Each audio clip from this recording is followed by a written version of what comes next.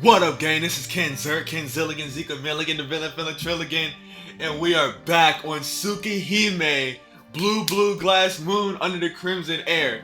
Look at my face. I know what y'all thinking. Y'all like, oh my goodness, he's so beautiful, so high res. I can see every pixel on his face. Man, we are in high resolution. I know what y'all thinking. KenZerk, where have you been? We haven't seen you in so long. You've been dropping videos. You dropped like a couple videos every other week, but we haven't seen you. I'm recording this at 22:41. That's 10:41 p.m. I'm uploading this tomorrow because I want the first video I want the first video with my brand new PC to be the first thing you see. I'm sorry, I keep looking over at my where my face cam is.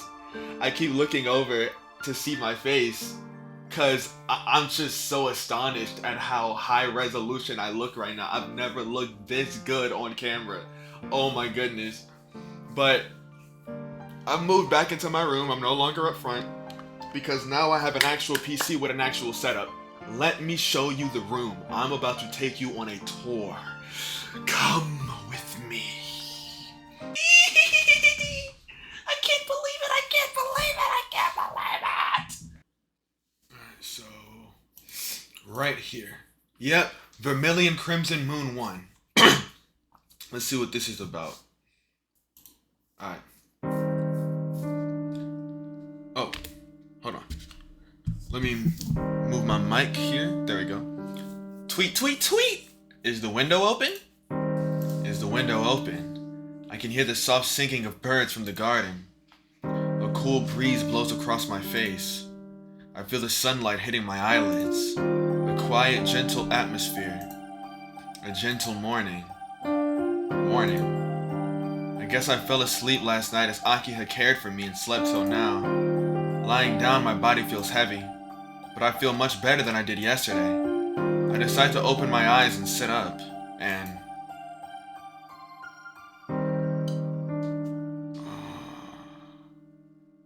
seeing Arc-SHIKI again, man, it really puts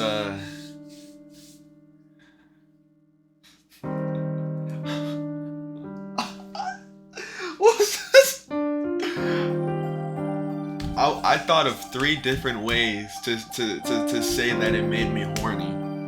I said, it really puts a stick in my pants. It really puts a hardness in my body. That's 2. Ignore my nails, I need to cut them. The 3rd one, it really puts a thickness in my cock. I thought of 3 different ways to say seeing Arc-SHIKI made me horny. Okay. The little rascal finally woke up. Okay. I see Arc-SHIKI's face right in front of mine. I recognize this CG. I don't remember what was happening in the shield route for us to see this though. And I have a bite. I got a mosquito bite on the bottom of my leg. How the hell did I get bit by a mosquito in the middle of the winter? My brain goes blank and stops working due to this unexpected event. My mouth opens and closes, but my voice seems to be missing. Seriously, what's going on? Arc-SHIKI is in front of me. This is my room. It's past 9 o'clock in the morning. She's come inside still wearing her shoes. That's all I know for now. You need to take them damn shoes off. That's rude. You! Liar. We promised to meet up again yesterday. She must be in a pretty bad mood, as her red eyes have lost their usual beauty. No, not lost at all. Being this close, her beauty is more vivid than usual. Bro is falling. I don't blame you, I've already fell. This is the first time I've ever been in love with a white woman. You know, I met Arc-SHIKI. I've never been in love with a white woman before I met Arc-SHIKI. Arc-SHIKI glares at me as I lay in bed. Are you gonna bounce on it?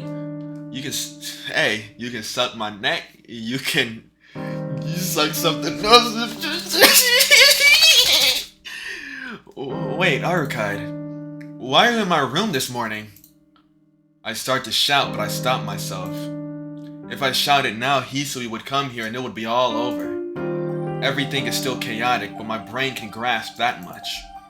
Anyway, move! Just going into someone's room, threatening a sleeping person, don't you know how awful that is? My bad, I got a notification. What's with that attitude? I came here because you broke your promise. Sleeping while making someone wait? Just what in the world were you planning? She stares at me ill-temperedly. I calm down.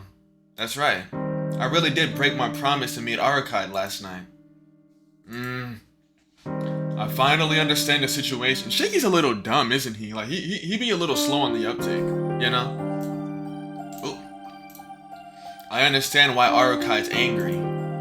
I understand. But due to this, to come to someone's room still wearing shoes like that, what does she intend to do? She's about to take your butt. She's about to take your butt. She's going all the way in. I was about to say balls deep, but no. She's not going balls deep. She's going beyond that. She's going so deep that the hook, the metal, the strap of it, the thing that clamps it down is also going in. It's going clamps deep. You feel me? I'm staring right into her eyes as I say this. I got intimidated and felt the need to stop talking. I'm just geeked right now, bro. What the fuck? What does she intend to do? Seeing that the window was open, she probably came in through there. Home invasion. I see. Since I broke my promise, I'm at fault here. But sneaking in here is going a little far, you know? This isn't your house, Shiki. Damn. She gives a quick retort. You know, I really was angry before. I waited for many hours, and as soon as I realized you weren't coming, I got so incredibly angry. I was thinking I would never let this happen again and I'd rip your throat out. Relax. Oh my goodness. Let's not make her angry. She trips a little bit. She speaks, still looking ill-tempered. Do you get it, Shiki? That feeling, I couldn't resist it. Even though I know I should calm down, the more I thought about it, the angrier I got. As if she still felt that way, her red eyes seemed to blame me. Yeah, I guess you can't help yourself. Giving thanks to God, my neck is still attached. I keep the conversation going. Isn't it? And I snuck in here, but since you were sleeping, I decided to wait. At least I wanted to hear your excuse. And since I didn't have anything to do, I watched your sleeping face. Aww. Yeah, your sleeping face was very quiet. It was almost scary. Sleeping like you were dead, I started to feel uneasy because I thought that maybe you would never wake up. I sigh. If you were uneasy, then you should have woke me. I'm uneasy when you're next to me. Oh. That's crazy. Whenever you're nearby, I'm just uneasy. I can't settle down. I get the shivers. But I thought it would be a waste. I don't know what I look like when I sleep, but I thought it would be real good if I slept like you did. I wondered why you looked so peaceful while I watched you sleep. While I was doing that, my anger disappeared and then you woke up. Then you've been here this whole time? From last night until now? Yeah. People from this house came in a few times, but I hid myself, so it was okay. A girl also came to wake you up, but I didn't like her, so I sent her away. Huh? Arukai laughs brightly. Wait, you sent her away? How? I wasn't rough. Didn't I tell you before that vampires have mystic eyes of enchantment? I merely used suggestion on her saying that Shiki has already gone to school and didn't leave any memory of her meeting me. No memory. You really are a troublesome person. Well, even if she is troublesome, at least she took care not to be detected. I bring my hands to my head as I sigh. Alright. Sorry for yesterday, Arukai. I don't know if this is making up for it, but I won't break any more promises. Yeah, I promise. I look her right in the eye as I declare this. Are you sure? I'm sure. because I now realize your revenge is pretty damn scary. Still lying down, I raise my hands and surrender. You don't want to tell her that like you were sick and that you passed out and died and all of that? You don't want to tell her that? That might be important. That might like have some weight within the matter. You know, might influence whether or not she forgives you. All of a sudden, her bad mood disappears completely. Let me sip this milkshake. It's about to be 11 p.m. and I'm drinking a damn milkshake. I'm a piece of shit. I'm an absolute piece of shit. I need to kill myself.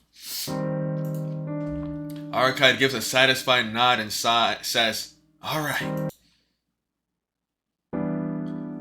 I miss this so much. I love how the music just cuts out. It just stops and then starts playing the next song. Like there's no smooth transition. There's no nothing. It's just dun, dun, dun, dun, dun, dun, dun. Like it's so funny to me. Archive finally gets away from the bed. I thought we was finna pipe. I'm disappointed.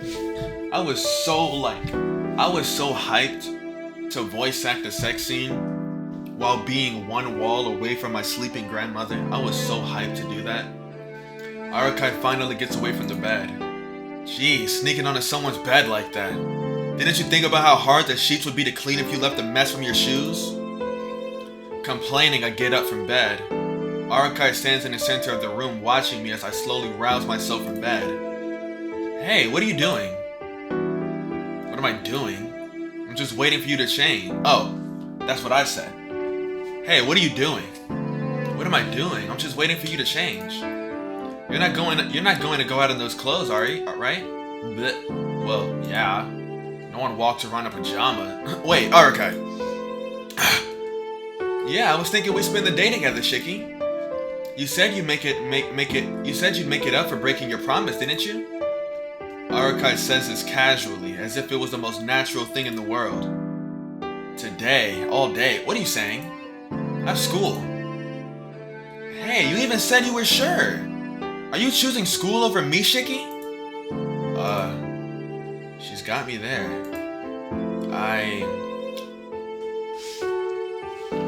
It can't be helped. I'll go with Archive. It can be helped. I should go to school.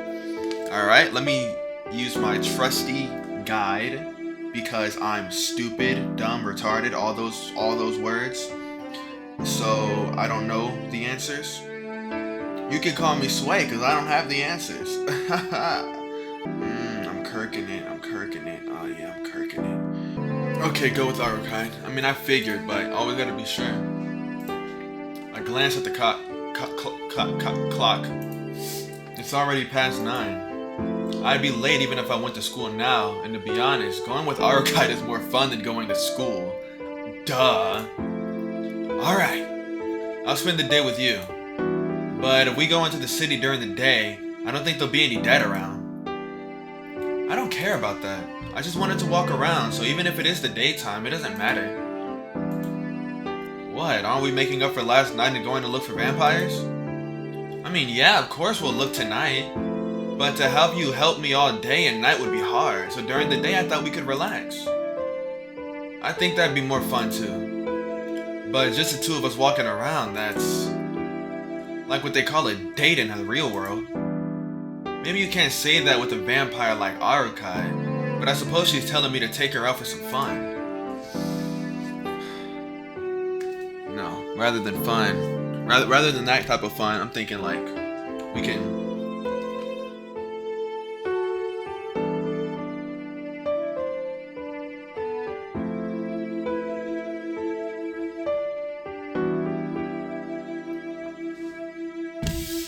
Give milkshakes again.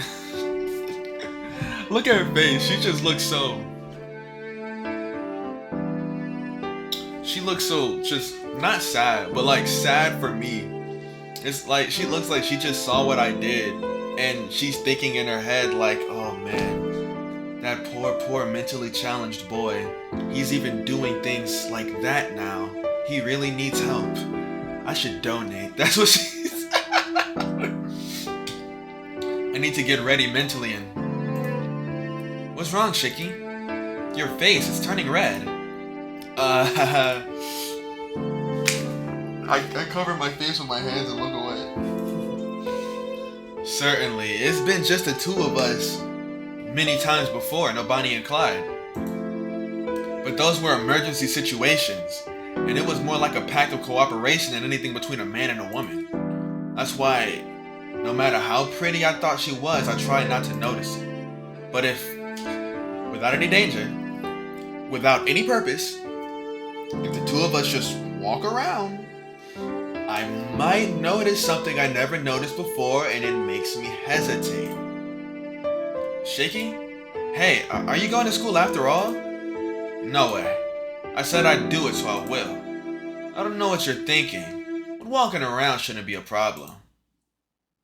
Then it's decided. Let's go. She walks toward the window she snuck in earlier. Wait a minute. I'm going to change, so can you just look outside for a while? What, did you call me? Oh yes, no! Just go outside, I'll be there soon. Okay, I'll wait outside. I've waited this long, so don't make me wait anymore, Shiki. She jumps out the window with the lightness of a cat. I hear the rustling of the trees outside. She didn't jump to the ground, but along the tree branches. With a body like that, it must have been easy getting in here undetected. This isn't the time to be impressed. I too have to sneak out without Hisui noticing. I change into some normal clothes.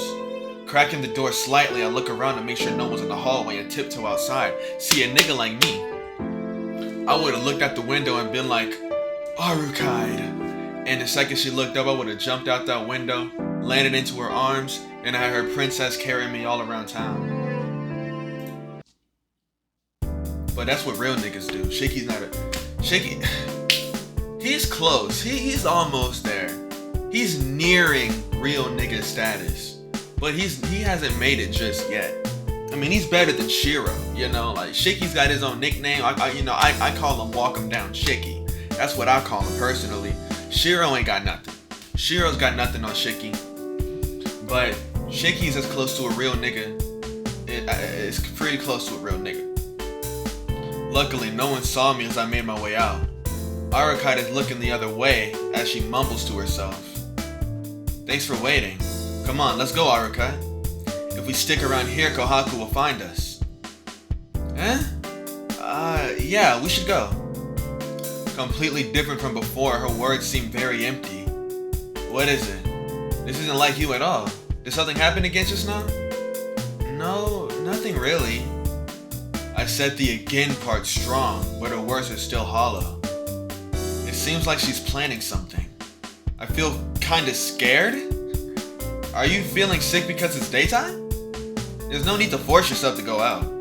If it's too hard for you, we can stop. I feel fine right now. But seeing this wall reminded me of last night. About last night? You mean while you waited for me at the park? Yes. Arukide nods meekly. I dashed it with all my strength and snuck into your room, but it seems strange when I think about it now. Why was I so angry back then? It was just a little promise. Saying she doesn't get it, Arukide crosses her arms in thought. Ah, that's right. Maybe you get it, Shiki. You always tell me I'm so stupid, so maybe you can understand. Hey, if she doesn't understand herself, how the fuck does she expect me to? I don't know. There's no way I understand. But if I have to respond, it's because you're selfish, right? It's because you hate me, right? It's because you're a vampire. It's because she loves you. None of these answers are right. It's because she loves you. She likes you more than she probably should. That's why she was upset. She likes you so much that having a promise broken was something that she typically would not be upset about. She was upset about it regarding you because she likes you. It's that simple. But of course, main characters have to be stupid. So, it's because you hate me, right? That's what the guide said. Let's see. Isn't it because you hate me? I haven't been able to meet you on time and I've done a lot of horrible things to you. I mean, I literally chopped you up like the first second I saw you. I mean, that is like the first thing you should do when you run into a white woman.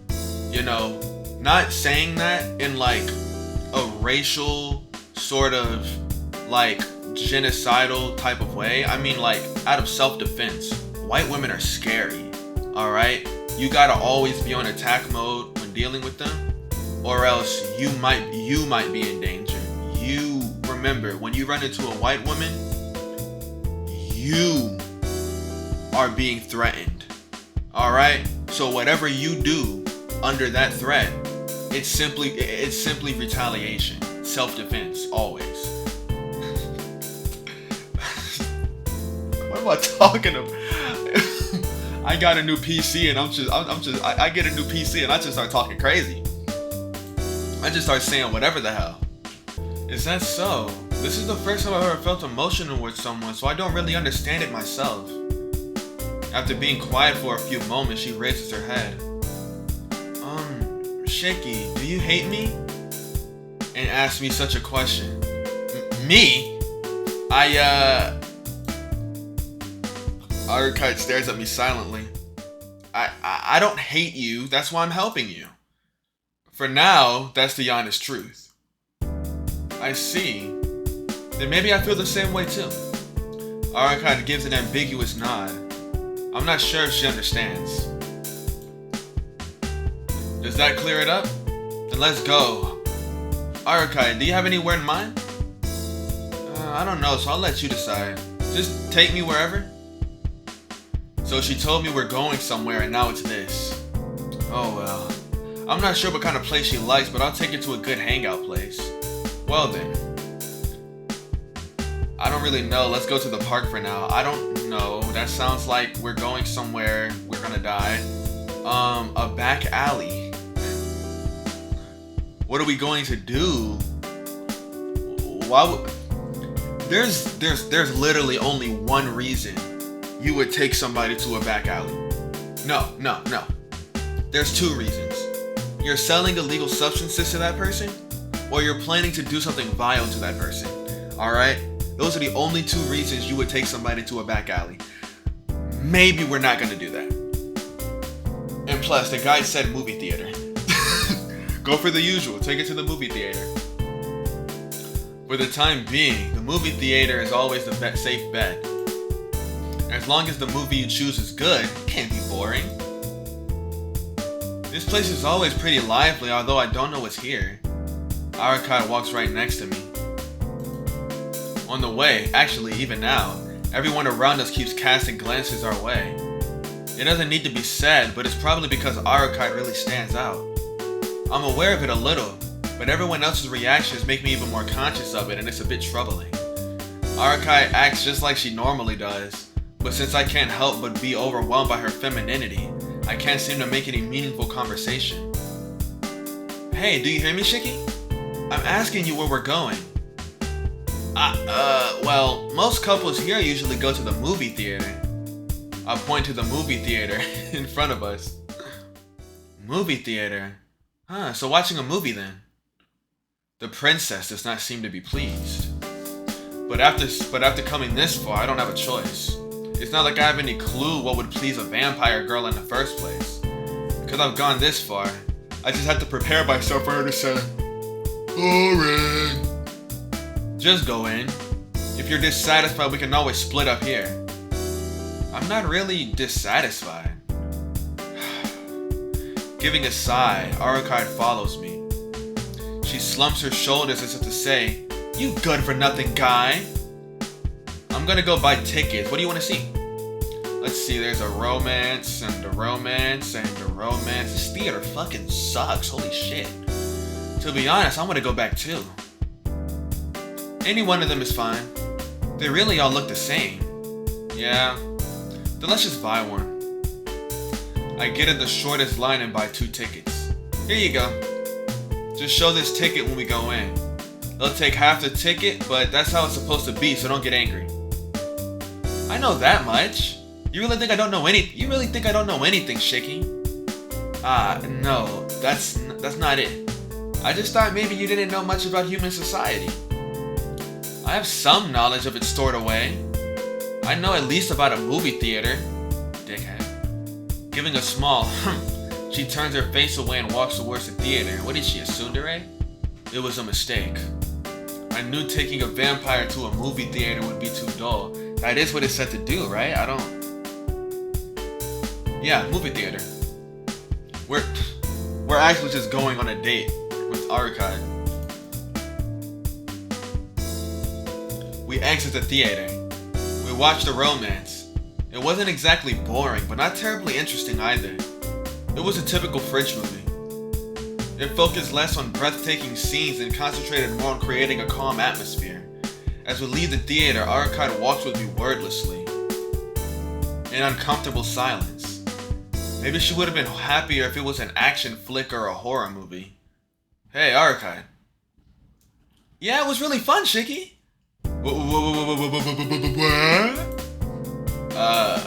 Fun, Arc-SHIKI. Man, hearing about it and seeing it are two entirely different things. Even though I knew some background information about what a movie theater was, my imagination fell short of reality. Arc-SHIKI gives a happy, heartfelt smile. Aww. The darkness was really nice, and even though the sounds were loud, they weren't noisy. And having you next to me was also fun. But more than that, the subject matter was really good. I was surprised it would go so far to make up a story. It's so detailed, my imagination was nothing like that. I was really moved. Is that so? Huh? You don't agree. Was it boring? No, not really boring, just ordinary. There's way more interesting things than that. No way. That was really good, you know? Well, I guess movie experts like that kind of movie, but there's tons of better ones. They are not out right now, but there are epics out there many times better than that. To be blunt, what we saw was pretty low quality. I'm surprised. It's so easy to read your expressions, Arc-SHIKI. Not just surprised, but amazed. That Arc-SHIKI, she looked so not into it, so I thought she was gonna complain, but now she's like an excited kid. Too bad. Too bad. If it was earlier, we could have seen a better movie. If I knew you would have liked it, I would have taken you. It's not so she thanks me, but I genuinely do want to make her happy. Oh, I see. I guess we don't have much luck. Arc-SHIKI slumps her shoulders in disappointment. Yeah, we just keep missing the opportunities. I slump my shoulders in disappointment. Yeah, really. It would have been really nice to see her happy, smiling face a little longer. Well, maybe you should have just kept up the illusion, alright? You could have just pretended the movie was fucking peak, you know? And then been like, hey, you think that's good? Pull up tomorrow. Come with me tomorrow. I'll show you some peak. It's now past 2, so to ease my hunger, I take us to a fast food restaurant. Are we getting the classic non-human character who doesn't know much about human society decides to eat a burger for the first time ever? Are we getting that classic trope? I don't even know if she eats this kind of food, but after Arc-SHIKI stares long and hard at the menu, she ends up ordering the same thing I did. I sit down across from her. After Arc-SHIKI looks around quickly, she pops a french fry in her mouth like she's done it before many times. Wow, you seem pretty used to it. I thought maybe it was your first time. Yeah, this is the first time I've done it. I've known about places like these, but it was only from information sources. This information. I see, you watch the news, so I guess you read magazines too. Not quite like that. I need knowledge to fit in with the times, right? So when I wake up, I study the information of that time and then go right into action. Well, it's usually over in a few days, so it usually ends up being useless. She says things that are hard to understand, like this from time to time. Why does it end up useless? I mean, she gets what she needs to get done. She gets done what she needs to get done, and then she just goes back to, I guess, her vampire nap for like another millennium or whatever, until she needs to wake up again. I mean, that's gotta be the way to do it, low key. I mean, like, being an immortal vampire, If you were alive like every single day, all the time, that would probably be torture. Why does it end up useless? Because I go to sleep right away. I don't know how many years later I wake up the next time, so I can't use much of what I remember. After it's all over, all I do is sleep. Maybe I've been missing out. I only knew the world through those sources. I knew about how people would gather like this, but I never experienced it. I see, but isn't knowing just enough? No. Just now you order some food like it was perfectly natural. Of course. I studied so I can act that way. But that's all. Experience is far greater than theory. Even if I know about zillions of things, it's useless if I've never done them. Even if I know about KenZillions of things, it's useless if I've never done them. Arcade sighs. Is that so? I think some people say theory makes up for a lack of experience. I disagree. That's something those who only know theories would say. I used to think that way until just recently. Aruka's expressions start to cloud. I gotta remember Arukai's voice. I don't think she sounded like this before. For some reason, I don't like seeing her face like that. Is that so? I think there's just those for whom theory can make up for lack of experience, and those for whom experience trumps theory.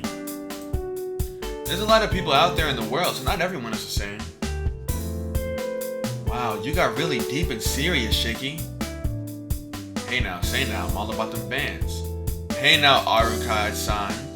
You're the one who started being all serious, I was just going along. Don't kill the conversation like that. Since you're telling me all this stuff about yourself. Yeah, I know. You always listen to me when I want to talk. You always yell at me, but you listen to me when it's serious. Arukai laughs brightly. That's what she thinks anyway. But I think such a genuine smile suits her best. What a tsundere. I was thinking about what you said earlier. I really am narrow-minded. I can't really see anything else after I make up my mind. Not needing anyone but myself. I'm the only one who's right. I can only think in those terms. That's right. There are a lot of hearts out there, so there's a lot of people that can do easily what I can. She somehow seems very gentle as she contemplates. But even if I contemplate it, my personality won't change. I like this me the best, and I believe it is the correct way. I respect that. She smiles as she says those courageous words. Then she looks around like before and takes a bite of her hamburger. Chomp. Chomp. As if to erase any image of her being a vampire, Arukai chows down on her junk food. I had a hamburger today at work. How come? It seems impossible to look elegant while eating a hamburger, but Arukai makes it look beautiful. What, nigga, does she got a knife and a fork and she cutting it up like it's a damn steak? What? Staring at me like that. Is this not how you eat it? Arukai hurriedly put her hamburger back on her tray. She then wipes her mouth with a paper napkin. But even that simple action seems so elegant. No, it's right. It's right, but it's strange. In your case, it doesn't suit you, so don't do it. Damn. I'm sure there was a better way to word that. I don't even know why I say that as I chomp on my burger like a hamburger should be eaten. What do you mean it doesn't suit me? It's an image problem. That small mouth of yours isn't fit to eat fast food. It's only fit for this dick.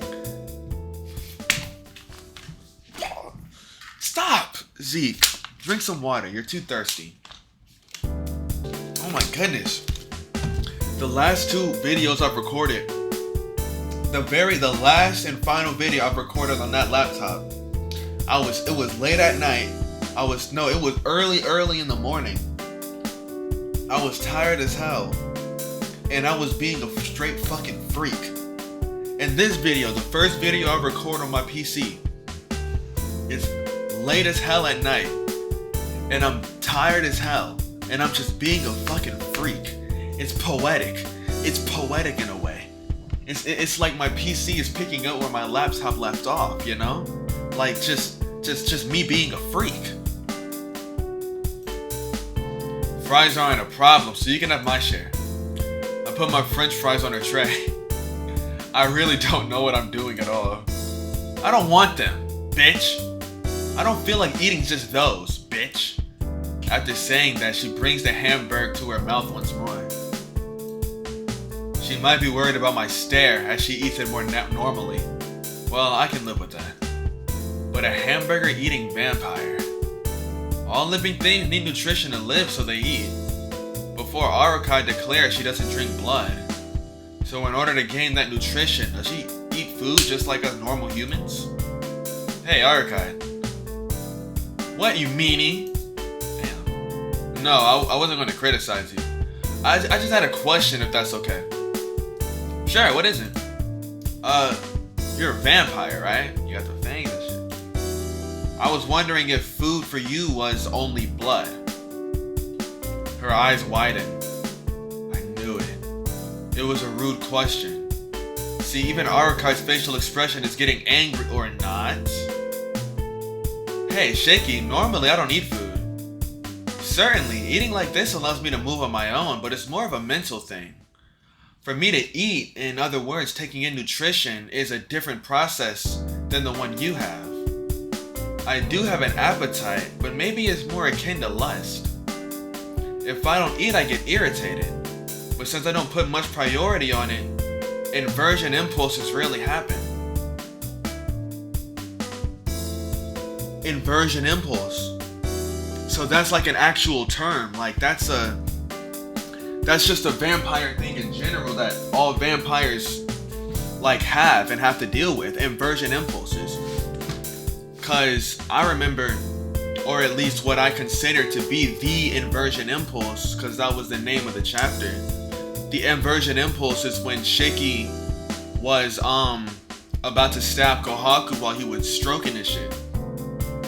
It's still crazy to me how he never apologized for doing that, by the way. He never apologized for doing that, and that's still crazy to me. But that was an inversion impulse. That's what that was. That was an inversion impulse. When he goes out and he just kills people, he gets off to that. Right? He gets off to that. Or Shiki does. Big capital letter Shiki. Roa, he gets off to that. And he gets off to that, and he likes to use Shiki's body when he does. But that's just a vampire thing, apparently. You know? They have an appetite for something, and it's like a lust. So when they aren't able to satiate that appetite, they get inversion impulses. Shiki's appetite was for murder, and that murder transforms or is expressed through lust. And when he can't satiate his appetite for murder, he gets an inversion impulse. He gets an inversion impulse that causes him to do what he did to Kohaku.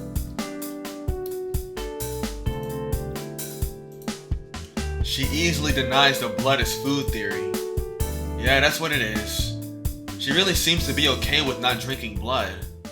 I see. That's good. Arc-SHIKI isn't someone that kills humans to feed. It really is a good thing. Jeez. If Arc-SHIKI just said from the beginning, I'm a vampire that doesn't suck human blood, then I would have agreed to help her from the start. Hey, wait a minute! You don't call that a vampire? You do. Even you can resist eating for one day, right? For those vampires who are true ancestors like me, the highest class of food, the only thing that can satisfy our desires the most is blood. So in order to live and fulfill our desires, we can substitute blood with other things. Why did that take so long? That was so awkward. I thought something messed up. But when it comes to the dead apostles, vampires that were originally human, it's a different matter. In order to maintain their existence, they need the blood of others. In other words, the best way to satisfy your hunger is blood. But you said you hated drinking blood. So just like people who don't like certain food, you hate the taste of blood? I take a guess at a satisfactory simplification for the long explanation she gave me. That's 3 big words. It's 3 mouthfuls. I'm not talking about triple glicks.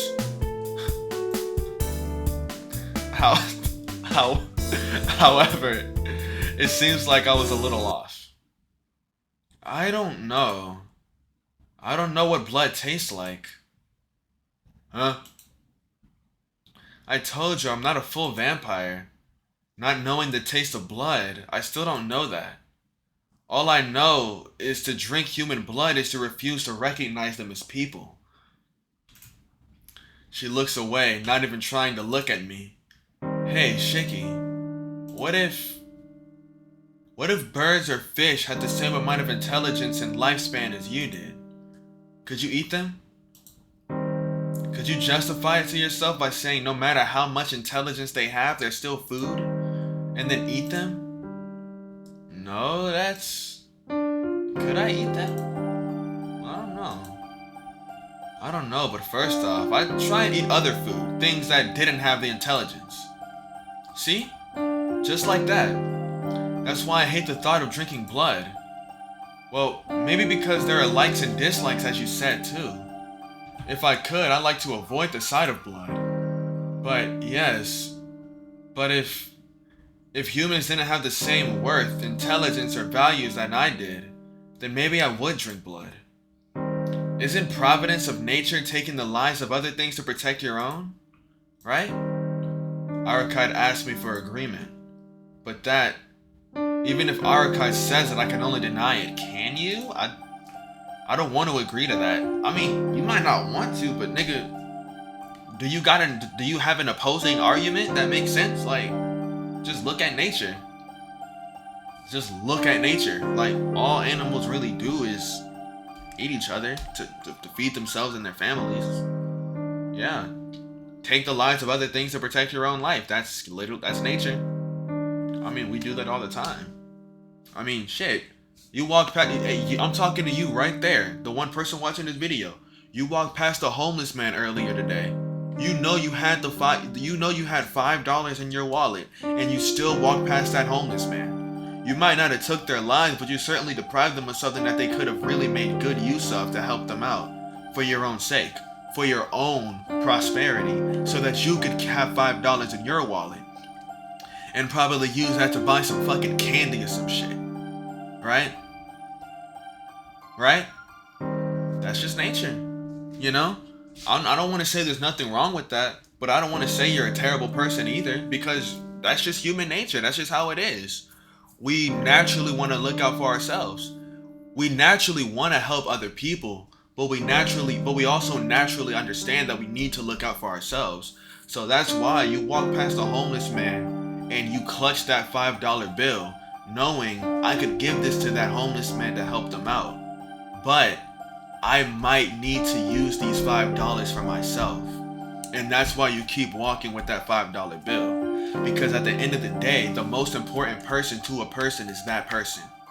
You know? Most important person to me is me. I gotta look out for myself. You feel me? That's just nature. That's just nature. Everybody else, you know, close second. They're a close second. But I'm number one. I'm number one. Certainly that may be true, but in the first place, humans are like you. So let's cut short this kind of conversation.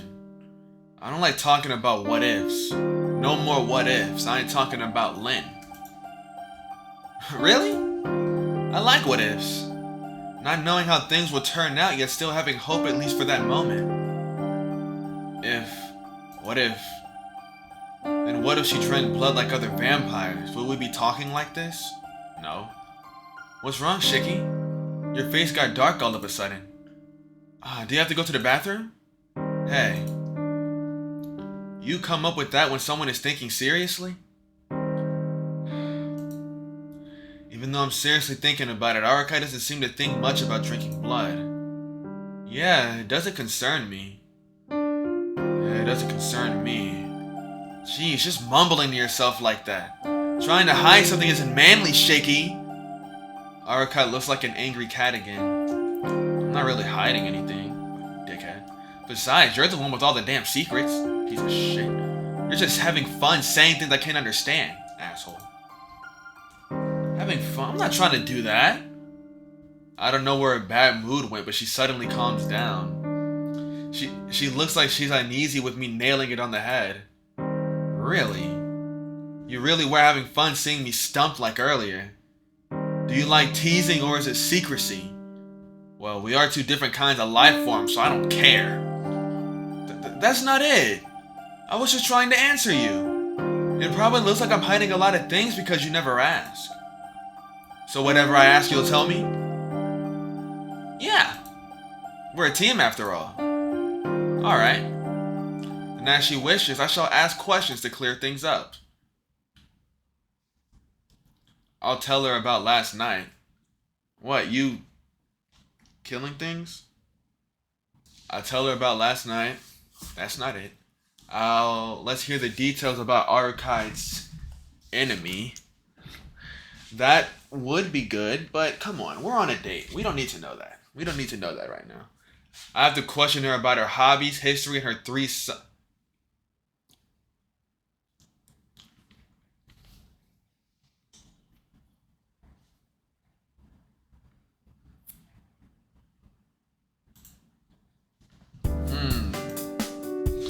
I probably won't ever get a chance to talk with Arc at a fast food restaurant in the middle of the day like this again. So I'll ask not about vampires, but something more important. More ordinary. Then I'll ask you, Arcade, could you tell me a little about your interests, your past, and your 3 sizes? You want to know about that? You sure ask strange things, Shiki. It's not strange. I don't know anything about you, so it's natural to want to know about you. I feel the same way. Perhaps in that case I don't mind. But interest in a past, I don't have any of those. I've also never measured myself, so I can't tell you my 3 sizes. I've never recorded my age or my height like you guys do. I mean, if you just let me feel around, I could probably gauge what the 3 sizes are. You know, I got pretty, like, my hands are very good at feeling. I can measure things pretty good with my hands. Like I eyeball things, and sometimes I just stick my finger in a cup of sugar like this, wiggle it around a bit, and I'm able to measure like, oh, that's like what? Let me see. That's like a few grains more than a cup. Like it's pretty simple. You feel me? Like simple sugar.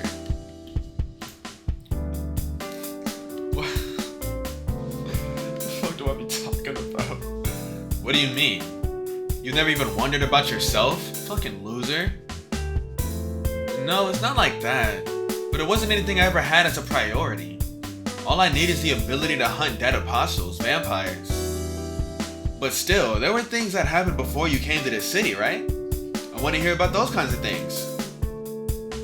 Before I came here, that would probably be about 8 years ago then.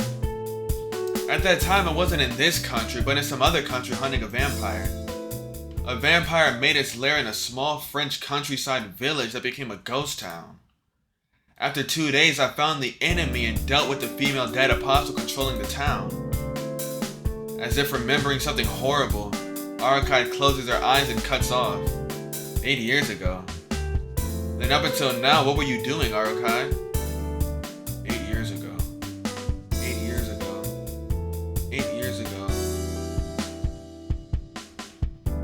I mean, I don't know about the female dead apostle or whatever, but I'm pretty sure 8 years ago, that's also when Shiki had his accident, isn't it?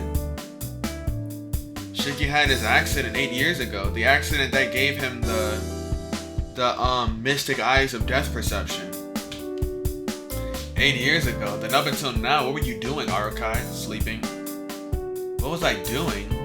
I just went back to my castle and slept. My duty is to hunt dead apostles. I have no other meaning for existence, so until another dead apostle stands out, there's nothing to do but continue sleeping, right? What? Continue sleeping? What the Does she mean literally? No, in the first place. Wait a minute. A castle? You mean that castle? I'd have trouble believing it. But don't tell me your place is like that Cinderella's castle. Cinderella's castle? Arc-SHIKI tilts her head like she doesn't get it. No. That's not a really appropriate expression. I mean, you're, a princess? Yes, it seems that way. A long time ago, I was told not to cut my hair and scolded to act more like royalty.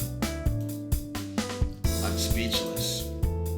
Come to think of it, that nurse guy always called her princess. But still, a royal princess. I steal a glance at Arc-SHIKI. She's beautiful enough to take your breath away. But such a rambunctious person, a princess. She's not quite what comes to mind when I think of a princess. Well, at least you're as selfish as a princess. Piece of shit. I give a deep sigh. Hey now. I only said it because you asked, so don't respond like that. Her Royal Highness glares at me. Arca doesn't seem to think of herself as a princess either, so I think it's just best to forget about all this. Still angry, Arca resumes eating her hamburger. After she's finished and calms down, we decide to go somewhere else. After eating, we do some window shopping on the main street and end up heading towards my school for some reason. The sun starts to set. Usually it's because Arca suddenly exclaims, "Let's go to the school you're attending." Oh no, actually it's because Arca suddenly exclaims, "Let's go to the school you're attending," and I couldn't tell her no. I've told you before, but we can't go inside. I've skipped school today after all, and you're an outsider. I know. I won't cause you any trouble, so just relax. Arca peers at the school from the gate. Huh? Arca tilts her head. What's wrong? Did something happen? I look at the school grounds from behind her. Huh? This time I'm the one tilting my head. There's no sign of anyone on the school grounds. It's not even quite 6 o'clock yet. At this time, there should be a lot of athletic clubs still shields about to attack. It's shaky. It seems there's no one here. I'm not sure why, but there really is no one here. I don't see anyone in the building either. Shaky, there's no one inside, you know. Arca stares upward at me. Somehow I'm pretty sure I know what she's trying to say. No way.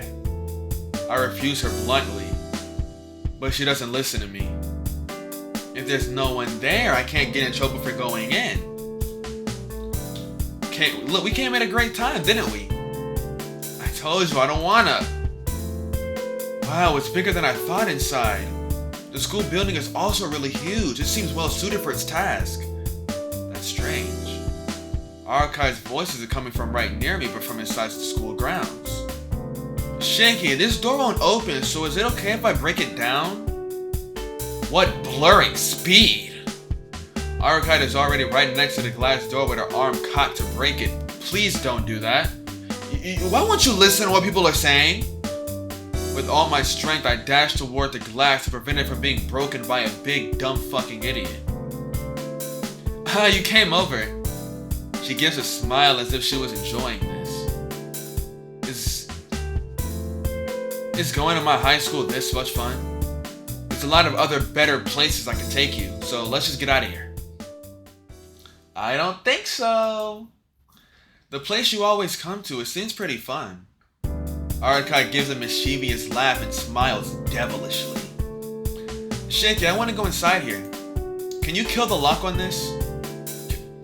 Kill it? Wouldn't it be less messy than if I did? The way you slice something apart doesn't leave any cross sections that look like the action of a blade. If someone finds it later on, it'll just look like it fell apart on its own. Come on, come on. She points to the glass window by the hallway. Sheesh, you're acting like a kid. I half lower my glasses.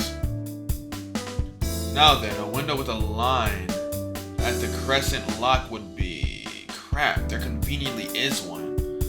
Why is it purple? Taking my knife out of my pocket, I cut down the lock. No, not cut down. More like killing it. All set. Let's go in here. Lifting the glass window, we entered the school building.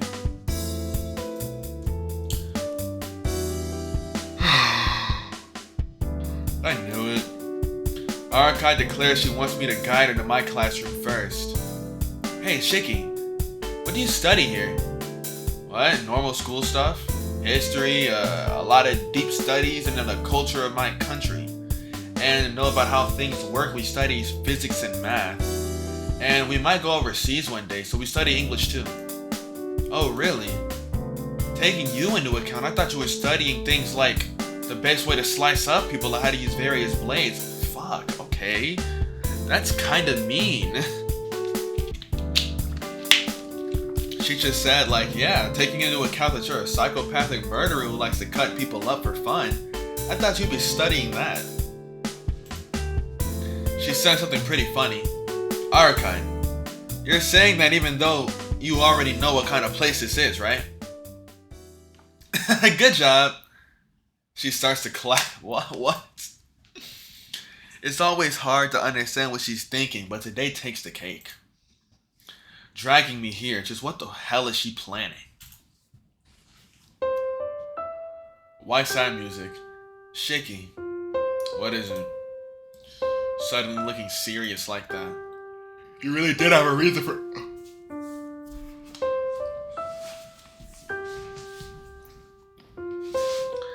Didn't I fall asleep in the middle of one of the recordings? I swear. I don't think it was Tsukihime, but it was another game. I was recording it. And I fell asleep during the recording.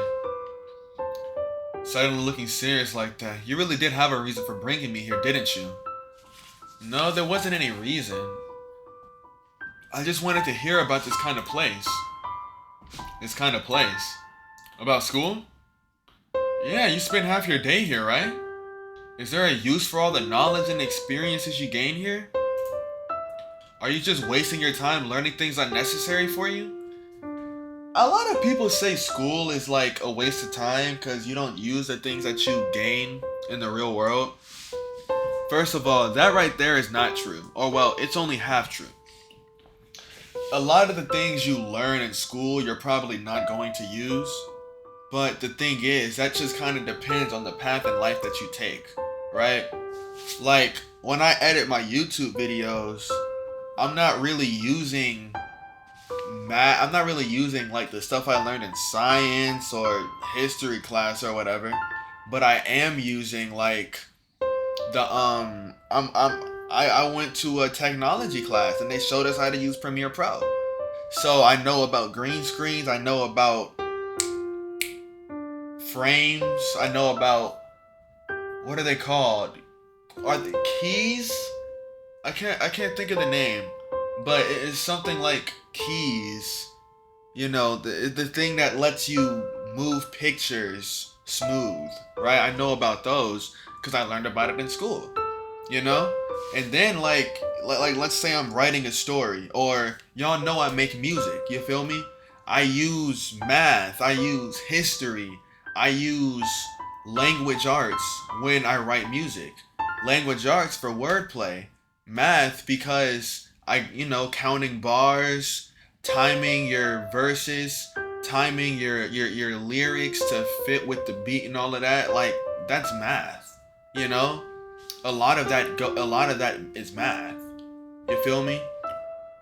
And then I use history cuz I don't know, I might come up with a bar like with the hold on, flying kites like I'm Ben Frank. Like I just use history to make music. You feel me? But more than that, I feel like the most important part of school, what school actually prepares you for, is less like what school is actually for is less teaching you math, social studies, and all of that, but it's more teaching you human connection. It's getting a bunch of people into a big space and giving these people to the opportunity to learn how to properly communicate with each other, learn from each other, learn to be with each other, coexist with each other, and stuff like that. I think that's what school actually does. That's the real point of school. That's what school is actually for, in my opinion. You know, a lot of the stuff I learned in school, I don't use it, but the friends that I made in school, the things that I learned just being around my friends, communicating with them, like the experiences I had socially in school, those things still help me out to this day. To this day, it still helps me out a lot. And I will say, like, my social ability diminished a lot.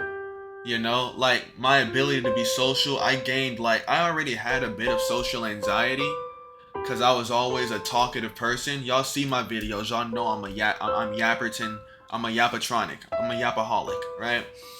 I already had a bit of social anxiety because I just talk a lot and people would get upset at me for talking a lot.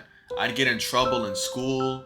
Even my own, like, parents and family members would, like, yell at me or punish me for just talking a lot because I just did not know how to shut up. And sometimes not even necessarily talking so much that I say something messed up or wrong or revealing something, but just talking an annoying amount, you know, where I just don't seem to stop talking. Like, I used to get in trouble for that. I used to get scorned for that. And I developed a bit of a social anxiety because of it. I ended up being afraid to talk, you know, like really scared to talk. So I already had that weighing on me, but quarantine had hit while I was in high school and I was doing pretty good socially. But by the time I got back to school from quarantine, I genuinely could not, like, get a voice to come out of my throat to talk to people. I couldn't do it. Even my own friends, like, if you weren't one of my friends that I was on the game with every day during quarantine, it was genuinely a struggle for me to work it up to even say hi to you, because I just had so much anxiety simply, like just simply talking to somebody. Like, if you ever go back to one of my first ever videos and you just hear, like, the shakiness, the stuttering in my voice, the clear and obvious nervousness behind every single word and action. Just imagine that, but 30 times worse.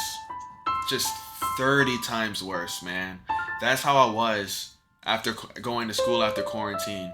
And I genuinely believe it's simply because, like, those years out of school, out of that public space where I was learning how to be social, it reset a lot of my progress on being social.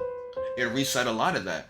That's the thing that school is most important for, in my opinion. As I've said, school is most important for learning how to be social, how to communicate with people, building connections with people, making good and lifelong friends, people that are really going to matter to you years down the road. I mean, my homeboy that I met in 7th grade, we work at the same job together. I'm riding in his car, the same car that I took multiple days out of my life to help him fix because it was messed up, and I didn't ask for anything in return. And he's not asking anything in return to take me home from work every other day. It's just simply because we're bros. You feel me? It's as simple as that. You meet people like this in school. And you can meet people like this out in the world, but when you go out in the world, like, there's just the ratio of genuinely cool people and genuinely psychotic people who are going to kill and rape you, that they're just like, oh my goodness, it's so, the ratio is just so much more skewed out in the real world than it is in school. You feel me? You just have better luck of finding actual cool people in school than you do out in the actual real world in adulthood. You feel me? Like, oh my goodness, man. Oh my goodness. But yeah, like, even Sunny, I've made so many videos with him.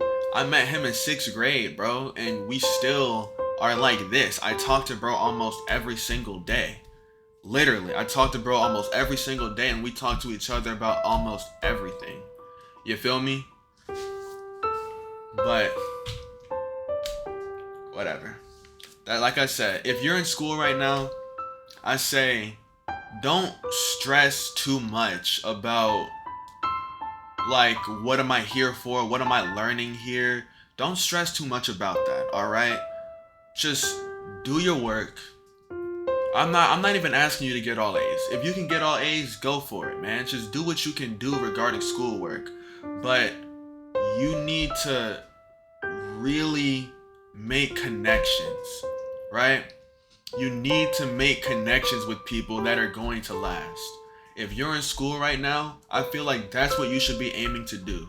Because at the end of the day, even if you drop out of school, even if you flunk out, even if you can't do this, can't do that, if you've got connections, if you've got people who genuinely care about you, you've made friends who you can really rely on, then you'll always have a lane that you can get into. Always. You'll always have a lane. Every single time. Because you never know. That one person sitting at the gym all by themselves. And just waiting for somebody to talk to them and ask them if they want to play basketball, you know, that person could be a future contractor. And if you just so happen to run into difficulties in school and you're unable to finish high school, you don't have anything, then that friend might right there that you just decided to say, hey, let's play some ball. That friend right there who is studying to be a contractor, he might lend his hand out and be like, yo, I'ma have some dude, I can have some dudes show you how to fix this and fix that. Do you want to work under me? Do you want to do some jobs for me and I pay you? Like, just, you know, and if you're doing good, I can really recommend you to some other people that I know that pay so much more and really get you in, bro, we can get you in there for real. If you know, like, connections are the most important thing. I mean, how? Come on. What do you think Persona's about? What do you think Persona's about? Y'all wonder why I love Persona so much. This is quite literally my views. These are my views. And this is why I love Persona so much. Because that's basically the biggest part that it's about. It's human connection, human relationships. That's the most important thing. You know, if you're in school right now, look at the person to your left, look at the person to your right, and just try to just form connections with the people around you, because that's what school is really for. You can learn math, you can learn algebra. You can learn algebra, you can learn all these different subjects. You can learn that whenever the hell you want to learn that. You can go on YouTube and learn it right now. I can stop this video completely, go on YouTube, pull it up, and we can learn the history of the Ottoman Empire right now. We can just do that.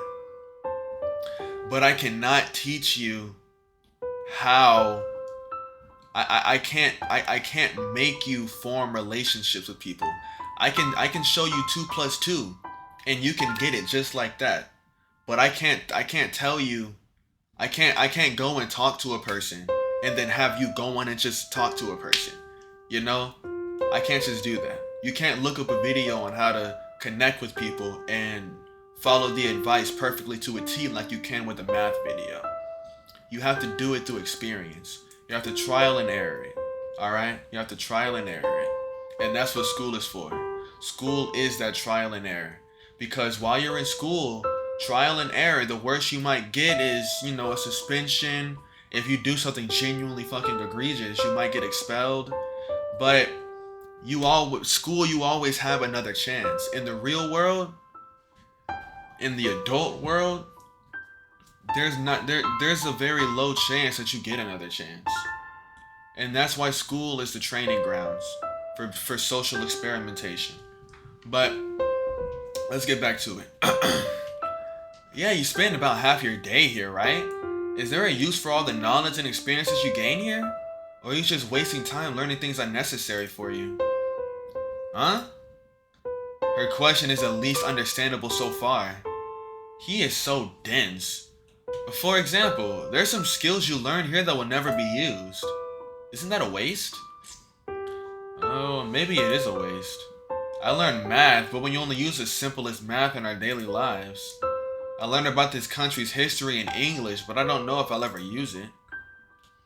Oh, so you realize it then.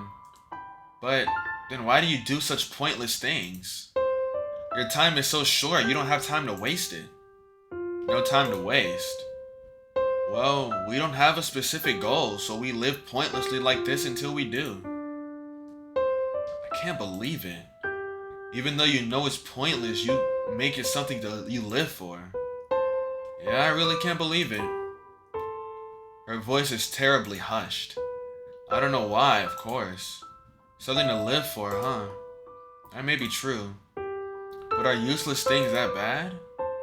Huh? Isn't it alright to do extra things? Even if I use what I learn only here, it still becomes a reminder of my days here. Some years later, there'll be a time when I'll just think, and I'll remember back and say, yeah, that's how it was back then, and give a bitter smile. So there's meaning in it. I don't get it. Those memories themselves are pointless, but you're saying there's fun in remembering them, Shiki? Yeah, that's okay. People are designed not to remember painful things. But in the first place, the lives of humans are full of pointless things.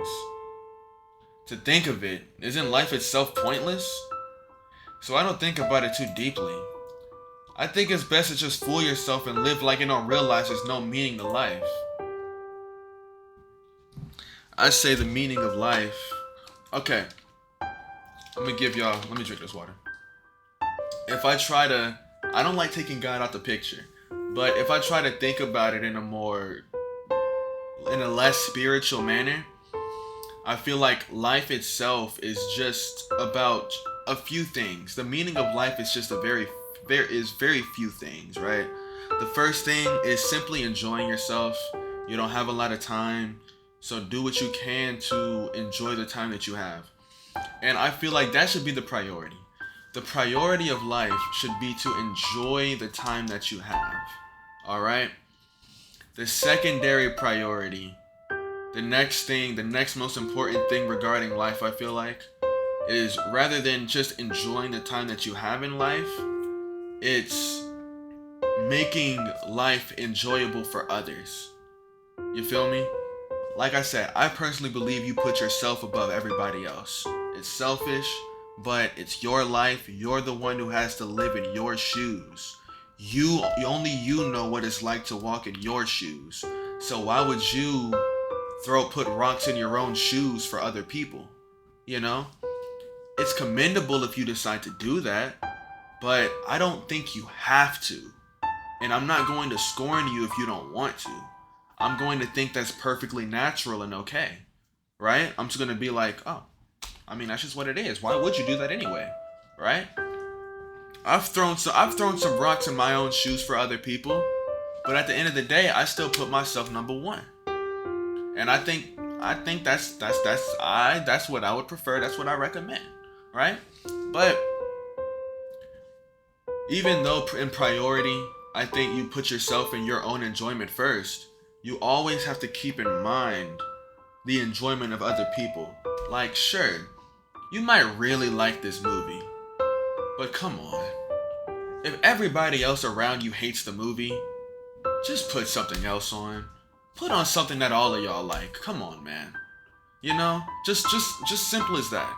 You feel me? Live life with a philosophy like that. You might really love this movie, but if you know everybody else hates the movie, then just find a different movie that all of you love. Just try to do that. Just do your best to do that, right? And then the third point to life, which I think is all of these things, in my opinion, are very close in importance, but I do have them on a list of most important to least important. And the third most important, which is the least important in my opinion, is making the world a better place for the future. And the reason I think that's the least important is because I just don't really see I don't see much hope in the future in the first place. Like, I feel like the most we can do is improve things for our future generations, like, our children, our grandchildren, like stuff like that, like generational wealth. I'm gonna get rich so my kids can live good. But I don't think there's much that we individually can do for the world itself, the future of the world itself. The world's fucked. Ozone's fucked over.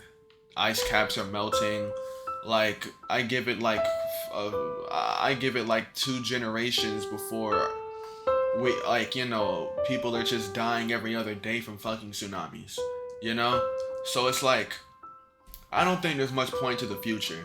So I say, stack your guap, right?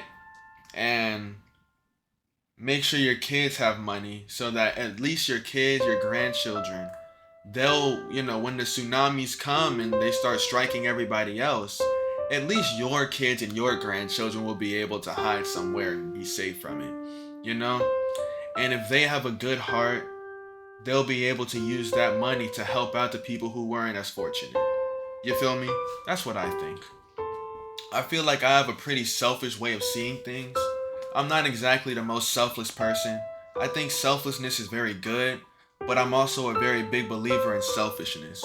Once again, like I said, you're the only person walking in your shoes. So I feel like making sure that your shoes are comfortable is the most important thing when you're going out for a walk, right? You're the one that has to wear your shoes, so make sure them bitches comfortable as hell. That's how I feel. Man, I hate when I gotta get into like philosophies and like serious talk when I'm playing games, because I already know I'm still gonna talk like hell.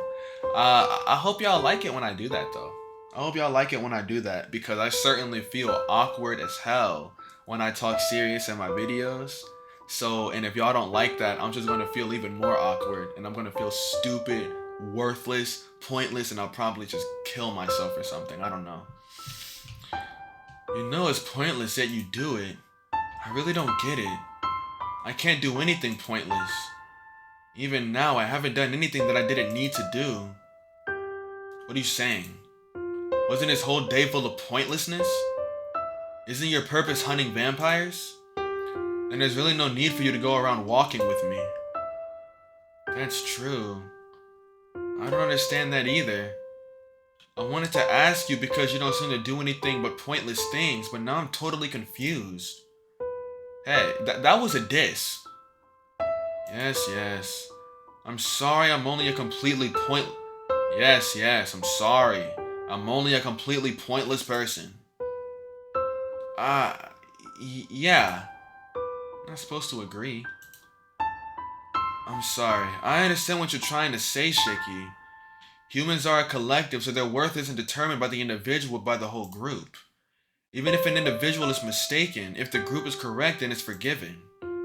But as for us, we're solitary creatures, so we can't allow ourselves to be mistaken. We can't allow our wills to be influenced by anyone else. So that's why I was always taught never to do extra things. Quietly. She talks as if she was in a confessional. But now I don't know anymore.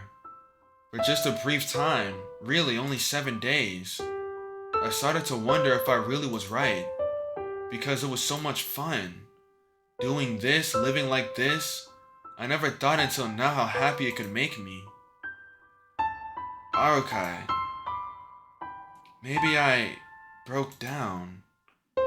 I've never been awake for this long until now. Maybe I'm already fast asleep dreaming about all this. With empty eyes, Arukai whispers these words. What? I can't speak. Her image flutters like a projected hologram. Broken?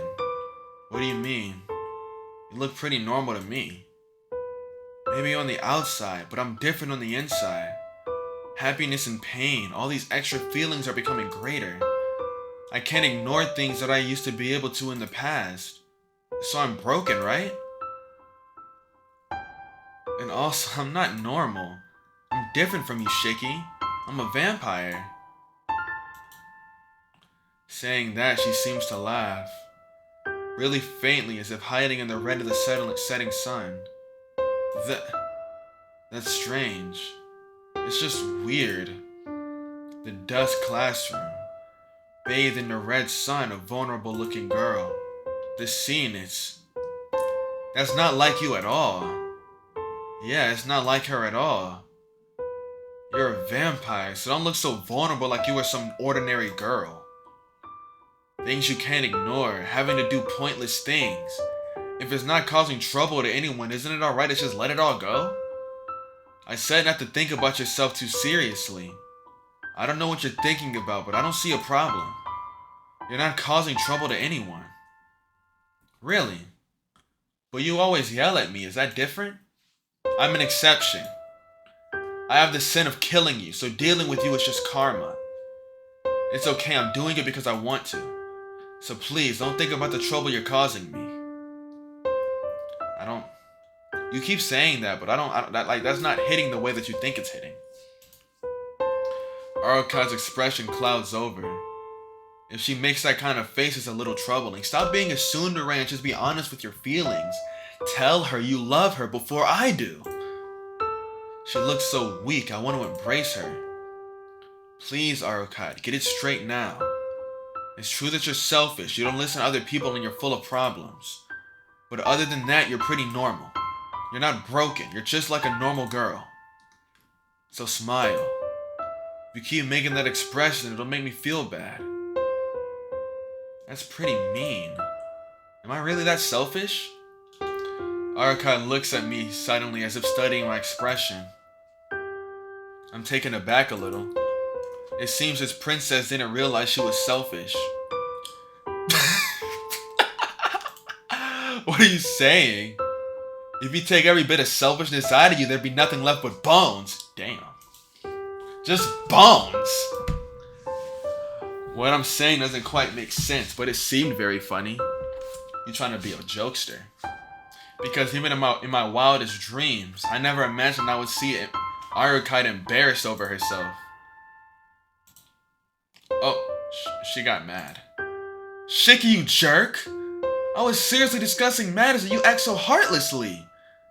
Like I said, didn't I say I was nice to everyone except you, bitch? So being mean to you isn't anything new, bitch. Stifling my laughter, I look back at her.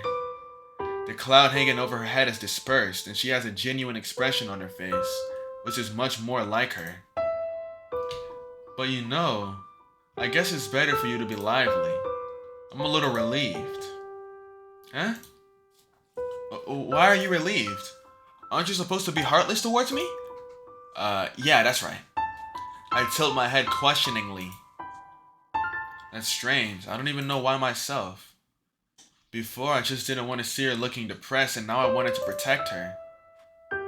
That's ridiculous. Without a doubt, she is pretty, and I know she's a good person. Also, it isn't boring to be with her. But no way such a ridiculous thing could be happening. Get a hold of yourself, Shiki. She's a vampire. That's pretty vague. Are you saying you don't understand yourself? Shut up. It's alright if I don't understand myself. I've always been aware of how strange I am from the beginning. That's why my memories are always vague. Oh, I see. That's why you're always spaced out, Shiki. Arukai nods to herself as if deeply understanding the matter. Having her take my excuse so seriously makes me wonder if it really is true. Well then, we can't stay in this classroom forever. We should hurry before we fail my teachers left in school. Come on, let's head out. There's nothing else to do here, right? Yeah, nothing else, but Shiki. I throw her a questioning glance. She seems to be pondering her words and then asks me a strange question. Shiki, do you enjoy things? Are you sick today or something? Don't make fun of me. I know a little bit about your body. Even you know it, right? That it isn't strange for you to die at any moment? But... Thump. This scar on my chest almost feels like it's squirming. Well, humans die eventually. But in your case, death will come quicker than for other people. Her eyes are serious. But everyone has lines of death on them, so there are many places where they can die easily.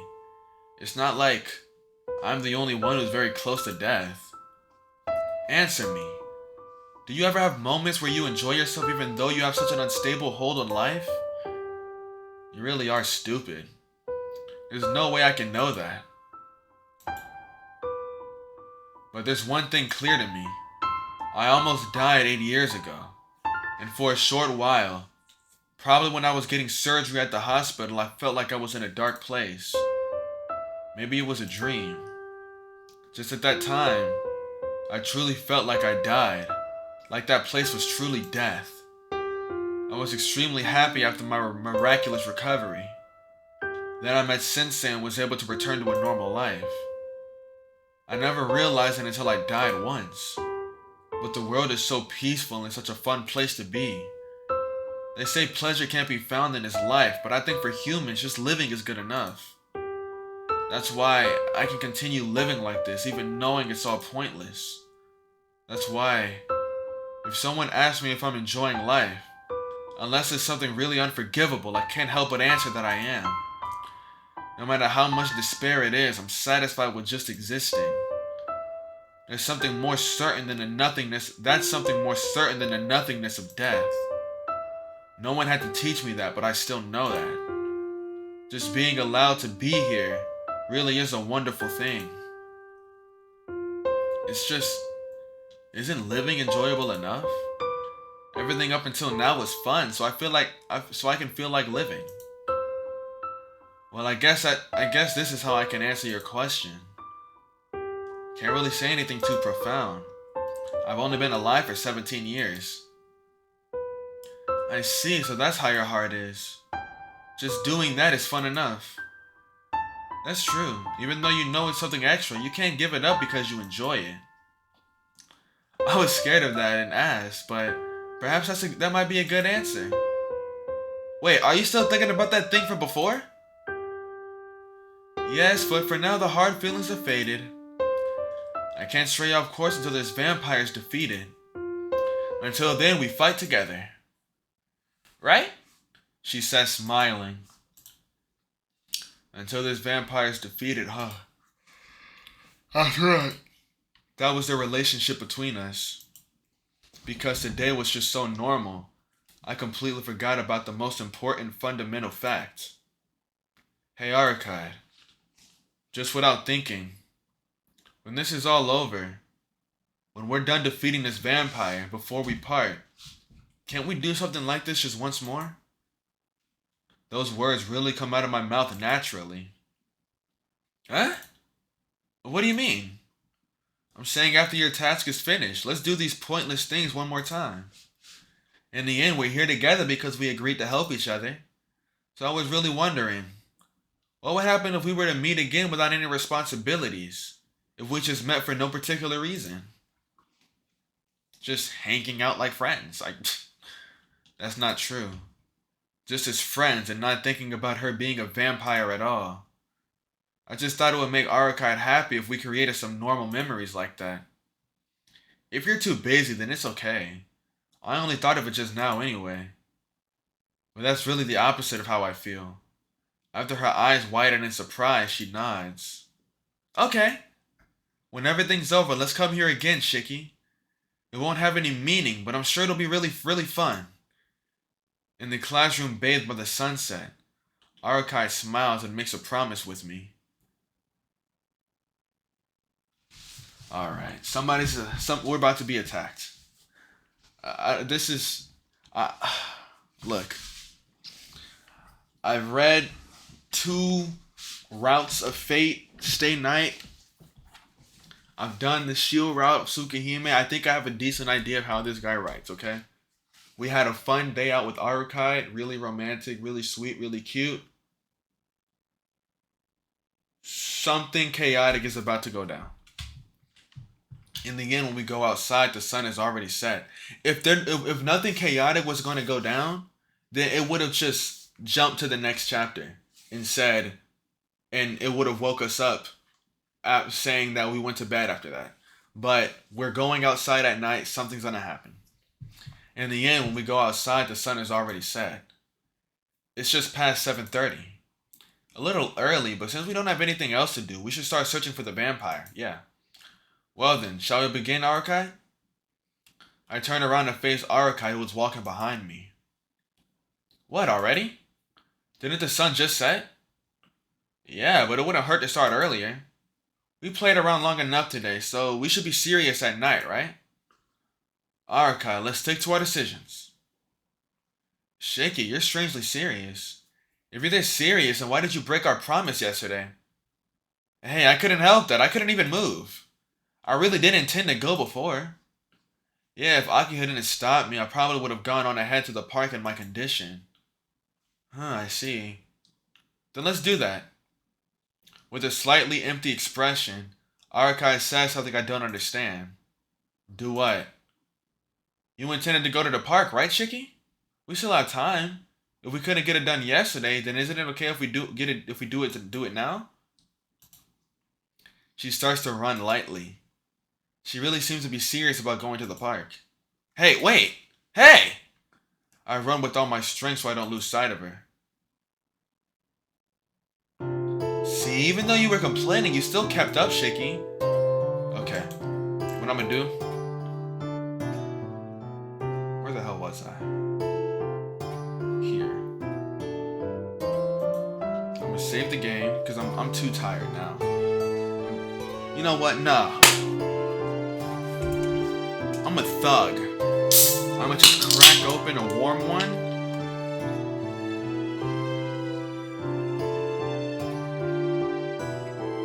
Oh my goodness. I don't really drink a lot of soda, so the acid just burns. My stomach's not gonna agree with this. I just drank a milkshake, water, and now some pineapple Fanta. I'm powering myself with pure sugar. Diabetes. Even though you were complaining, you still kept up, Shiki. Arakai laughs. Idiot. If I left you alone, you'd bother someone else. I desperately try to catch my breath after running the whole way. I knew there'd be a lot of people here now. It's a bit unsettling since I can feel their presence everywhere. Like I said, why won't you ever listen to what I have to say? Huh? I hear your voice all the time. Oh. Then you hear me, but you just ignore me. That's worse. I don't ignore you. If I answer whenever you scold me, you just call me an idiot, so I stay quiet. Oh. Then maybe I have a problem too? I still try to catch my breath. From my school to the park is roughly 6 kilometers. I don't speak European. Let me see what that is. 3.728 miles. From my school to this park is roughly 6 kilometers. Even if it was a little jog, going that far is too much for a heart like mine. Yeah, and this guy has that condition. It's not like she was running all that quickly. Actually, she seemed to be running slowly. But probably because of the effects of my anemia, I don't feel too well. Are you okay, Shiki? You don't have to force yourself. Shouldn't you rest on that bench? I'll do that. Once I'm rested up, we'll go to the city again, Arakai. Sheesh. Happy you're motivated, but it's still too early. Nurse Screw was like that too. But vampires don't move around unless it's their time. Since they won't move around until they sense deep night, it's okay to kill a little time here. That's how it was, you could have told me earlier. Sitting on the bench, I stare at the clock aimlessly. It's just past 9 o'clock. The people around have all gone away and the night deepens quickly. For some reason, Arakai doesn't sit down, but paces back and forth as if she was bored.